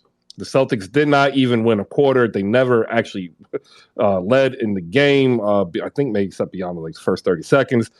Tatum and Brown, they struggled, but so did the team. They combined for 41. Malcolm Brogdon had 18 off the bench. Grant Williams had 14 off the bench. They could not stop anybody on the Clippers from scoring. Kawhi Leonard, 10 for 12, 9 boards, 6 assists, 25 points. Paul George, 26. Marcus Morris, 13. Luke Kennard, 12. Great job, Luke Kennard. Your boy. No, not my boy. Did you ever answer the question? What was the question? As a Knicks fan, would you choose 48 wins, however you get there, whether it's by trade or winning, but however, you get 48 wins, definite top 16, or do you take the 15-20 game losing streak to get Tibbs and Leon Rose out of there? Which do you choose? I am not as much of Leon out as some of the fan base are. I would absolutely if we lost 15 in a row and they got Tibbs out of here, I would take it. Because you got to take a step back in order to take steps forward. So if that's what needed to be done to get him out of it, because he's not the right coach for this team. Even though he's made changes only because his back was against the wall and there were guns to his head and all those other dire metaphors and similes you could think of. But yes, to get Tibbs out of here, yes. But my problem with the Tank Hive is that the Tank Hive acts as if tanking is foolproof. It's like all you have to do is just tank, and you get superstar. It's like, so I'll give you an example. Let's say the Knicks this season decide to tank because it's like, hey, this is the deepest draft in years, and we're gonna tank. And let's say the Knicks tank. Let's say they have the 7th worst record in the league, and they get the number 2 pick, right? So that the tankers are gonna be like, see, look, we told you we got the number 2 pick. We told you it was right? So let's say the Knicks get the number 2 pick and they draft the equivalent of D'Angelo Russell. Now, you're going to spend, because D'Angelo Russell is a bust because he's number 2 pick, but he's not terrible. Clearly, he made an all-star team. But he's right in the middle of he's just good enough to make you think you got something, but he's not good enough to be that guy. So now you're going to spend 3 years at tanker, now convincing yourself that D'Angelo Russell is that guy, because if he doesn't, then it means that you're tanking one for naught. So you have to justify Sean, it. but on the flip side, you're gonna buy into. Let me finish. Well, you got to finish. Well, I can't finish if I'm interrupted. Well, you can. This year's draft, because your guys. Donovan Mitchell's a bust? I'm confused. No, he's talking D'Angelo Russell. I said D'Angelo Russell. Oh, I had the name This wrong. year's Yeah, draft. continue. So, but the point I'm making is that the idea that the only way to build your championship team is through the draft by tanking, I reject, because there are plenty of examples that I can give. Now, I'm not saying that no one should ever consider it, because there is an incentive to do it. I just push back on the people that think that is the foolproof way, and it's the only way, and it's the only way. That's all. All right. More than 30 minutes of Knicks talk. We need to move on. I'm still trying to talk Clippers. That's what John came up here for. I want to clear off these hands, though. We'll go to Alex next. Alex, it's been a minute. I hope you're doing better than your Oklahoma City Thunder. I hope you figure out in Oklahoma City what the heck SGA is, because he's scoring phenomenally. The last I checked, he was supposed to be a point guard who's not point guarding. What's up? I'm glad you brought me in, because I know you said you want to get off the Knicks, but I got to keep it on the Knicks. Sean, I'm not a proponent of saying tanking is the only way to build your team. I mean, super oversimplify things, I think there's 3 ways to build a team: through the draft, through trade, through free agency. And to me, I feel like the Knicks have tried the other 2 ways. So I think the Knicks should try tanking. I'm getting very, very frustrated at my Oklahoma City Thunder, Chris, because I don't think they're tanking good enough this year. To me, I feel like this should have been the last year of their tanking, and I don't feel like they're doing anything right now. I don't think the Thunder are trying to win. I don't think they're actively trying to lose. I feel like they're just existing, and if the Thunder were to make it into barely miss the play-in by a game, if they're right there, I feel like this would be a wasted season, because you didn't do anything. You didn't give a bone to the fans by making the play-in or the playoffs, and you didn't get a high draft. I suppose they could get it profoundly lucky and get a high draft pick just missing the play-in, but that very rarely happens. So I feel like if that's where this season is destined to go, where they keep hovering around 500, it feels like it is, I feel like that would be a completely wasted year. Now the Thunder could start pulling players in March and April, and they could facilitate tanking then, but the Thunder are very, very frustrating. But back to the Knicks, because that's what I wanted to hop on about. I think the Knicks absolutely should tank, because like I said, they've tried building through free agency, they've tried building through trades, and it just doesn't work. And I feel like that the Knicks just need a hard reset. Who's going to tell her? Well, nobody, because she's an Oklahoma City Thunder fan. They own the draft for a decade. What I mean is, so Alex, here's the thing. Shout out to my man I Hate Sean, who's dropped a bar last week. He said Knicks PTSD applies to everything except the lottery. Because in 2015, we tanked, had the 2nd worst record, and got the 4th pick. In 2019, we tanked, had the worst record, and got the 3rd pick. The teams that moved up to 1 and 2 won games in the 30s. So guess what? We tried that too, and it didn't work. So basically what you're telling me, Sean, is your Knicks are just stuck in purgatory. There's no way for them to get it. I mean, that's almost how it feels. I know. I reject. No. Like you can reject it, but it's the truth. The Knicks aren't stuck though. Like the Bulls are stuck. Yeah, Yeah, the Bulls are stuck too. I Low-key- think you're not being honest with yourself. No, here. no, hold on. What I'm saying is, for the Bulls to move forward, they have to blow it up. The Knicks don't have to blow it up. Nah, That's Sean, I different. think they do.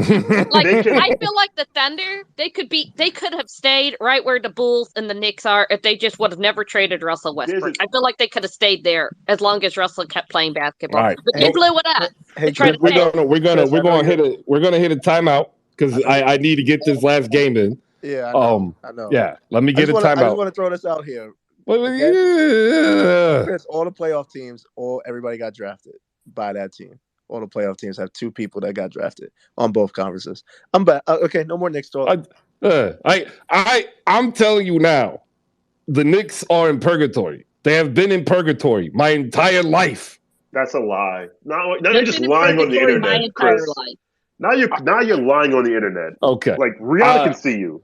Rihanna agrees with me. And by the way, for those down below who thinks this is Beyonce's internet, you are wrong. Wrong. It is Rihanna's internet, just so you know. All right. Clippers and Celtics. John, go. Again, I just want to tell you that we are in the conference of mid, and the other conference is the conference of cluster. ... As quoted by Sean, and because we're playing we finally got to play very well. I was listening yesterday. I was listening because all those guys that were talking about all about the state of the NBA. Like yesterday, I was waiting for them or someone from them to talk about my team. They did not talk about my team. That's pretty much fine. We'll take it as it is. We'll deal with that as time goes along. We've been patient with my team, and and then where you have it, and Kawhi just played his best game of the season so far. 25-5-5. That last happened, I think, in Game 6. I think the 77 Spaces people would be familiar with that game. Paul George played very well. Everybody played well, other than probably Robert Covington, who's probably a spare asset right now. That Chris has always been saying, we're one trade away. That's probably would be the guy, the asset available, other than other future pick down the line, which we don't have. For the Celtics, there's only one guy that had a +7 in that game, and Chris knows that guy, and I'll let him talk about him, and it's, the struggles of the Celtics. I'll give them credit. They played a couple of teams that pretty good. They're defending champions. Then they played against us, and we know that Boston and LA we've had like good matchups in the last couple of years. So it's so we know how good they are, and then we'll know again later if they're really really that good, or are we seeing slight of a mirage, or they're struggling against the AD and LeBron led Lakers. So I just all I have to say is that I just want to land my plane, and then I'm still waiting for for a little bit of respect coming our way, because I've seen so much talk about everybody else, not us. Thank you. All right, and ladies and gentlemen, to that effect, the best player on the floor last night for the Boston Celtics, the all-time leader in blocks at the University of Vanderbilt, Luke Kornet, ladies and gentlemen. That is right. +7 last night, 15 minutes, perfect from the floor, 2 blocks. It is amazing how dedication and hard work makes you a productive NBA player. Shout out to Luke Kornet, +7, the best player on the floor for the Celtics last night. Anybody watch this game? I did this morning. Kawhi looked great. Paul George looked like Paul George. My biggest concern is they have nobody else. And I really, for the life of me, want to see, Marcus Morris Sr., Luke Kennard, Robert Covington, Nicholas Batum, some combination of those 3 dudes to get another bona fide star, because I just don't see it in LA. for the I Clippers? didn't watch the game, Chris, but I do keep up with the Clippers and the highlights and the box scores because you know me. We own their future, so I'm constantly rooting against the Clippers. They're just so disappointing to me. Even if they didn't trade for another bona fide star, I feel like the Clippers should have enough to get it done. And to me, that says more about Kawhi and PG because to me, that should be a really strong duo. They may together without a third star, they may not be enough to win a championship. But to me, the Clippers, the collective group that they have, their stars, their role players, the bench, I feel like they should have had enough to be top four in the West easily. And they just don't. And the Clippers are just constantly disappointing to me in the best way possible because I'm rooting for bad things for the Clippers. All right, To there you benefit go. the Thunder. Zach, go. Chris, I'm gonna disagree. I think they have enough. Let's just give them 15 to 20 games. Let's see if Kawhi and PG can get some chemistry going. Because it seemed like prior to his ACL injury or other injuries, besides the bubble thing, when they've been healthy and been on the court together, they've been fine. But when they're off, the real weakness shows up. They don't have a point guard or that next level kind of verbal leader that they're missing, like Kyle Lowry was, for example, in Toronto. They don't have that. And what they thought they were going to get for John Wall, they didn't get. He's not that anymore. And I'm a huge John Wall fan, but he's been less than stellar for them. And I also think Luke Kennard should get a little bit more minutes.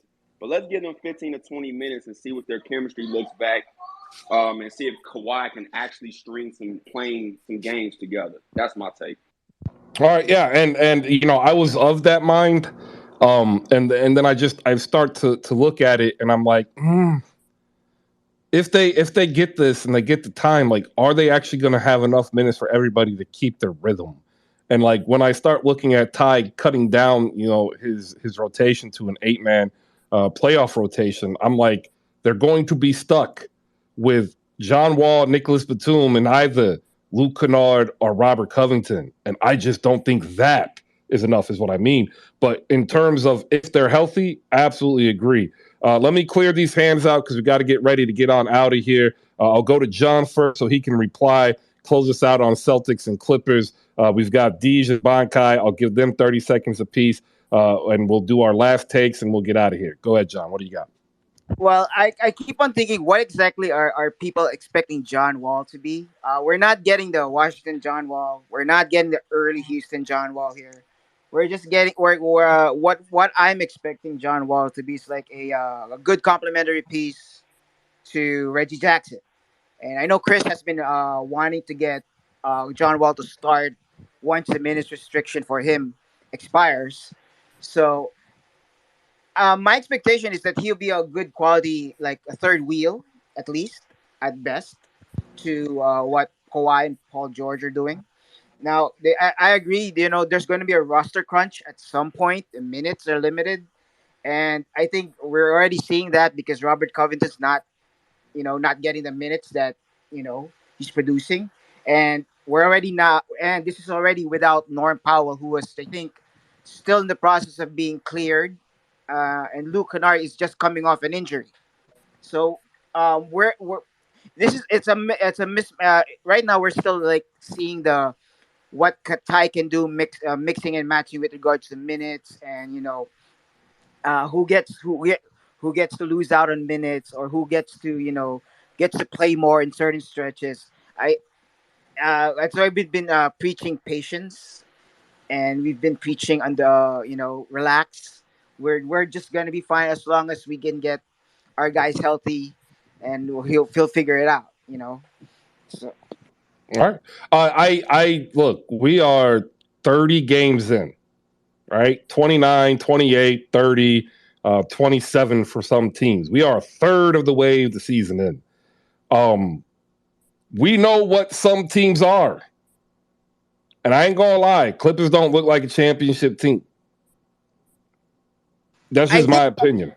I think what you're seeing from the Pelicans right now is probably what you were probably expecting from us in this season, because I know their depth is very, very good with their young guys, especially from Trey, from Herb, from GTA to even not guys not getting minutes like Jackson Hayes or Devontae Graham, aside from their stars. So it's just that we're not getting like we're not getting the kind of health that and stepping up capability that the Pelicans are right now. They're right now the hot team. They're playing very well.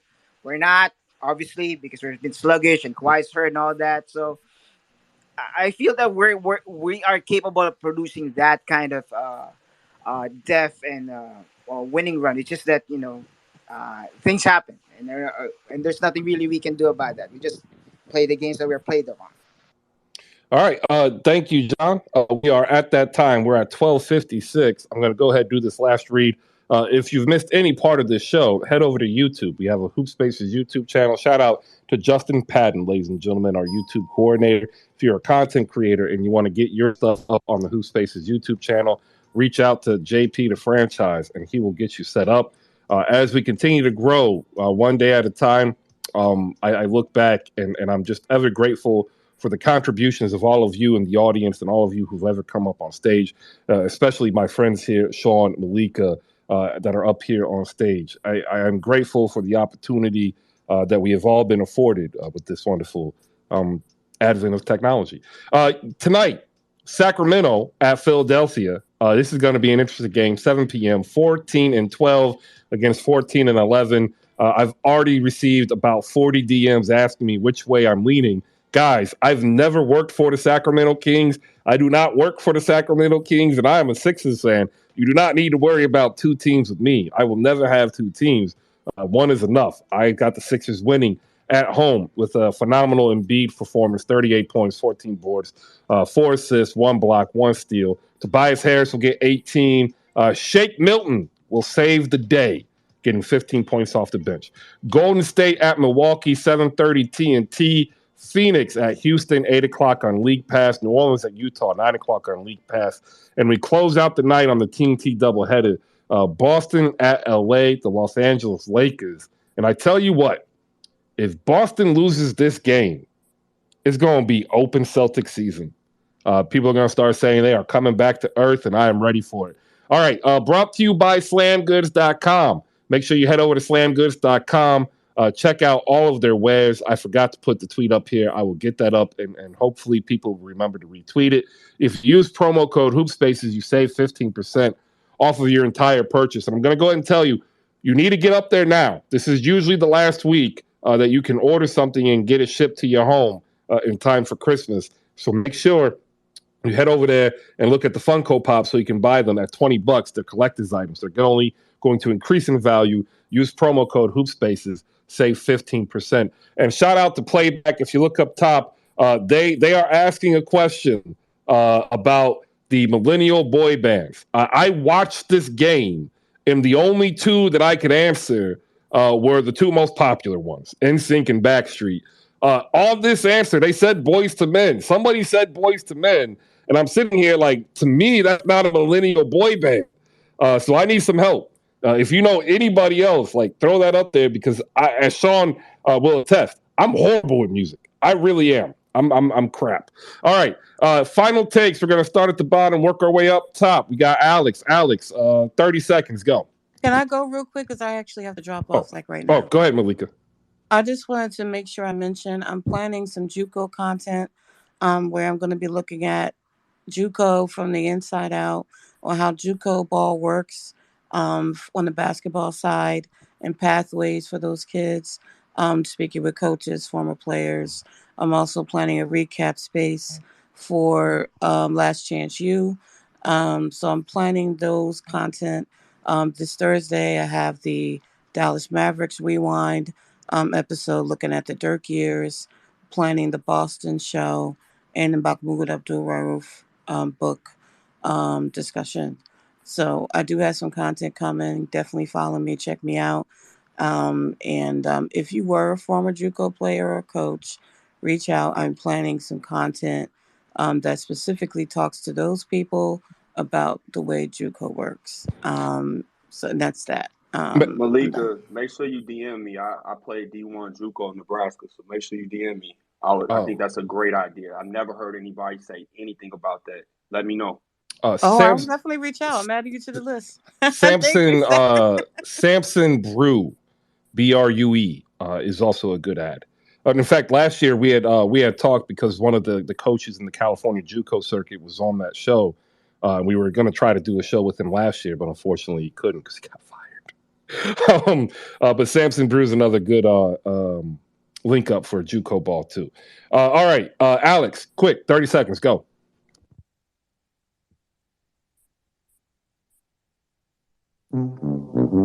Always riveting, Alex. Make sure if you need some thunder follow Alex here so you can get some thunder on your timeline. We'll move next to Deej. Deej, 30 seconds, go.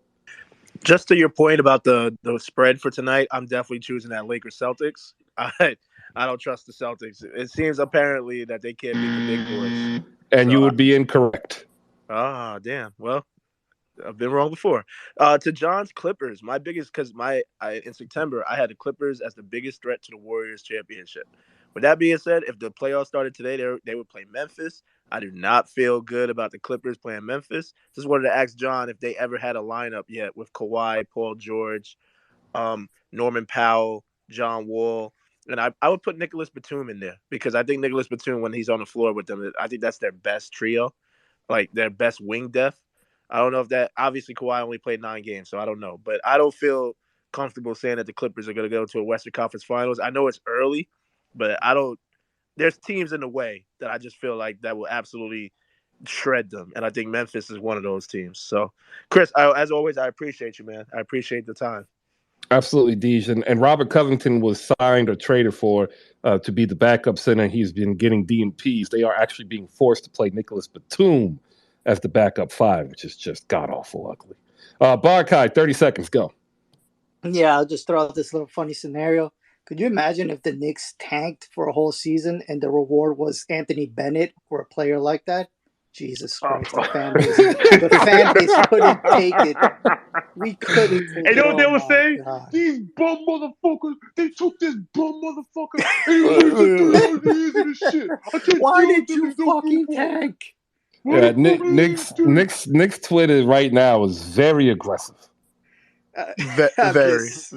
Very aggressive. Even on good days. But listen, shout out to Luke Cornett up there, Knicks legend. We haven't forgotten about him. And World Cup semifinals in about an hour. Argentina against Croatia. Messi, the greatest player ever, is about to play. So. All right. He's not the greatest player ever, but he's really good. Appreciate it. What? He is the GOAT.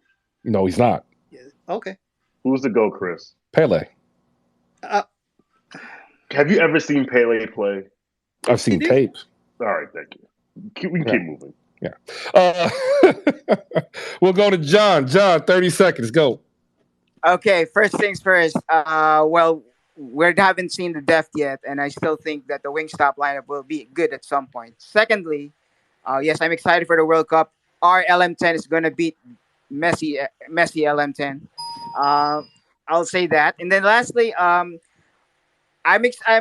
Team USA is going to be playing on my side of the woods in a few months. So I'm very, very excited.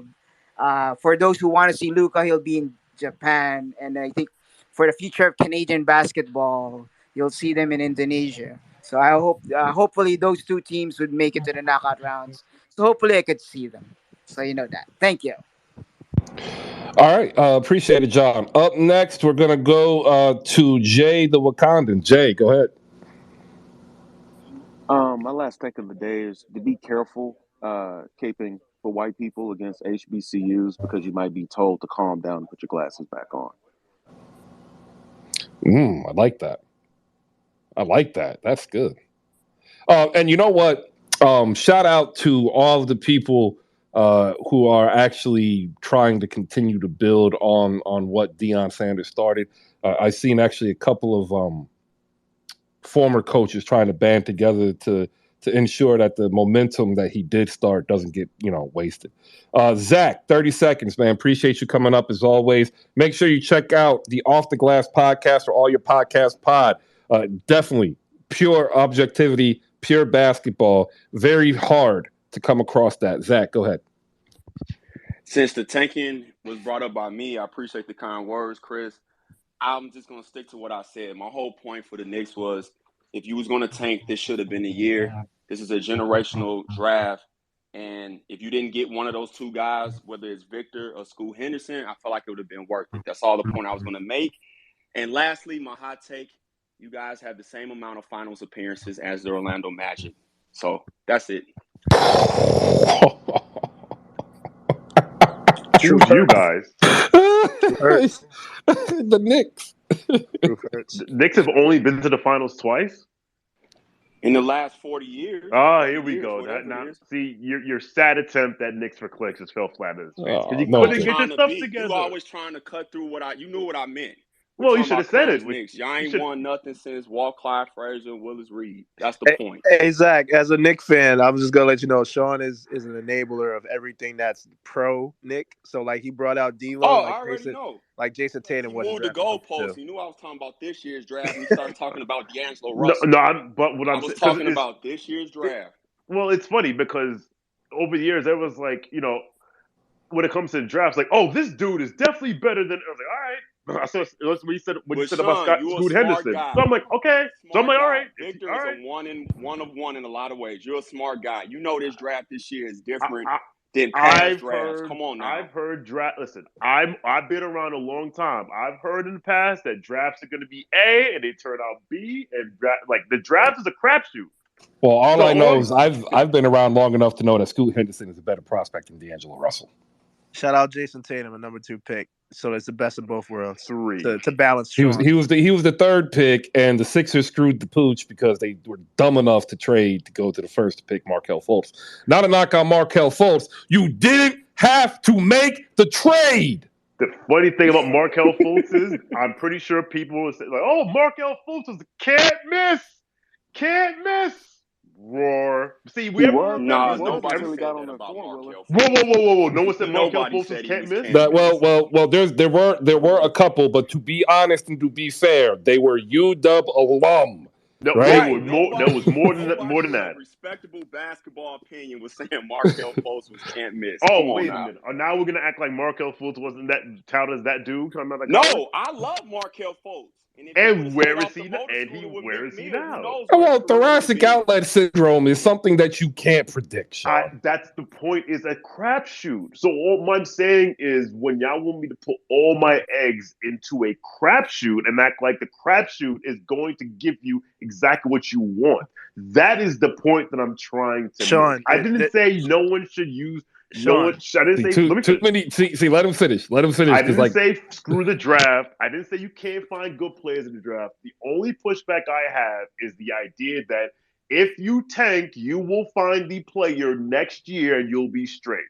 Because the same Orlando Magic that Zach tried to clown the Knicks with, has been wandering in the wilderness for 9 years because they would draft players and wouldn't work and they start over, and they would draft players wouldn't work and they would start over. Y'all both been wandering together. So what I'm saying is there is no foolproof way to do this. That's the point I'm trying to make. And if you tell me this foolproof, I don't know what to tell you. I'm gonna go ahead and bring up some opinion here. For those who've listened, since last season, thank you. Maybe you can go back in your memory and remember when Lonzo Ball was injured. I've had this injury, this specific injury that Lonzo has. I have had. I got it in military service. I had to have my knee scoped and cleaned. I had to get cartilage taken out. I had to go through months of rehab. It took me about 4.5 months for me to be able to begin to run again. And when I mean run, in a pool. And it took me another 2.5 months to be able to work my way back up to running on land. And I'm telling you now, I have been shading this, and I think Sean can understand this. I am now deadly concerned for the career of Lonzo Ball, as he is now apparently going through another deadline. I started really having the red flags out in the summer when he skipped what was initially the return to action to get him ramped up for training camp. And I do want to say my heart and well wishes are out to Lonzo Ball. I do hope that this is going to end well I just feel bad and I feel worried. That is a foreshadowing end here. I also want to say, if you are of the mind to go waste your money on Avatar: Way of the Water, I'm not going to stop you. But like, if you're going to come up here next week after it debuts on Friday and try to tell me how a 3-hour movie about a whole bunch of blue people who don't mean anything is such a great movie, I'm going to probably mute you and laugh, because it's not going to be a good movie. It's not. The first one wasn't. It was horrible. This one isn't going to be any better. You want to know why? Because it took so long to make. Like, that's a red flag when we're talking about red flags. Is Don't it better than bother. Batman? Almost anything is better than Batman, but let me tell you, it's going to be close. That's how bad this movie is going to be. It's going to be so close to how bad the Batman was as a movie. I am trying to tell you, do yourself a solid. Save the $40 and wait for it to come out on streaming. It ain't going to be that good. It's okay. Has Corey already, KP already made a ruling on this? No, but he's not going to agree with me because like he likes bad movies, and I don't. The movies I like aren't bad. I don't like Batman movies. They're all bad. You know how they're bad? Everybody steals the scene from Batman. Period. Even the worst villains steal the scene from Batman. It's a joke. And yet here we are. Every year, people are like, oh, I can't wait for the next Batman film. Why? So you can be disappointed? I Sound like can't a wait lot like for New York Batman 2 to come basketballs. out. You're listening to someone who eats mayonnaise covered cabbage. So I'm just going to keep that in mind. Hey, Keep that in mind. coleslaw is great, just like Doc Rivers is. And he plays he coaches his team Doc tonight. Rivers and coleslaw, perfect together. Exactly, because they have more championships than the New York Knicks do in the last 40 years. Oh, did I strike a chord with you? No, it was just No, too you easy. Because like the Knicks are you're low. Chris, you know what's even better? But you're smarter Chris? than that, Chris. I expect that from like the proletariat. You could do Chris, better. you know what's even better? Doc What's Rivers better? eating coleslaw. Boom. We're going to end it there. Ladies and gentlemen, we are brought to you by SlamGoods.com. Doc Rivers is a great coach. Coleslaw is an elite side. French fries are mid. And the Avatar: Way of the Water is going to be a waste of 3 hours of your life. Hey, we're here for basketball. Tonight, Philly Sac, Milwaukee Golden State, Houston Phoenix, Utah New Orleans, LA Lakers, Boston Celtics. We get it tonight. We'll be back tomorrow at 10 a.m. Jay, go, hurry, fast, speak. I find it hilarious that Sean's a compulsive gambler that's against the draft because it's a crapshoot. Thank you for Drop a bomb. Drop a bomb for that. Thank you for explaining. Tell me you don't understand gambling without telling me you don't understand gambling. All right. Prayers out to Lonzo Ball. I think news will break a little bit later. And if it does, you heard it here first. Peace out.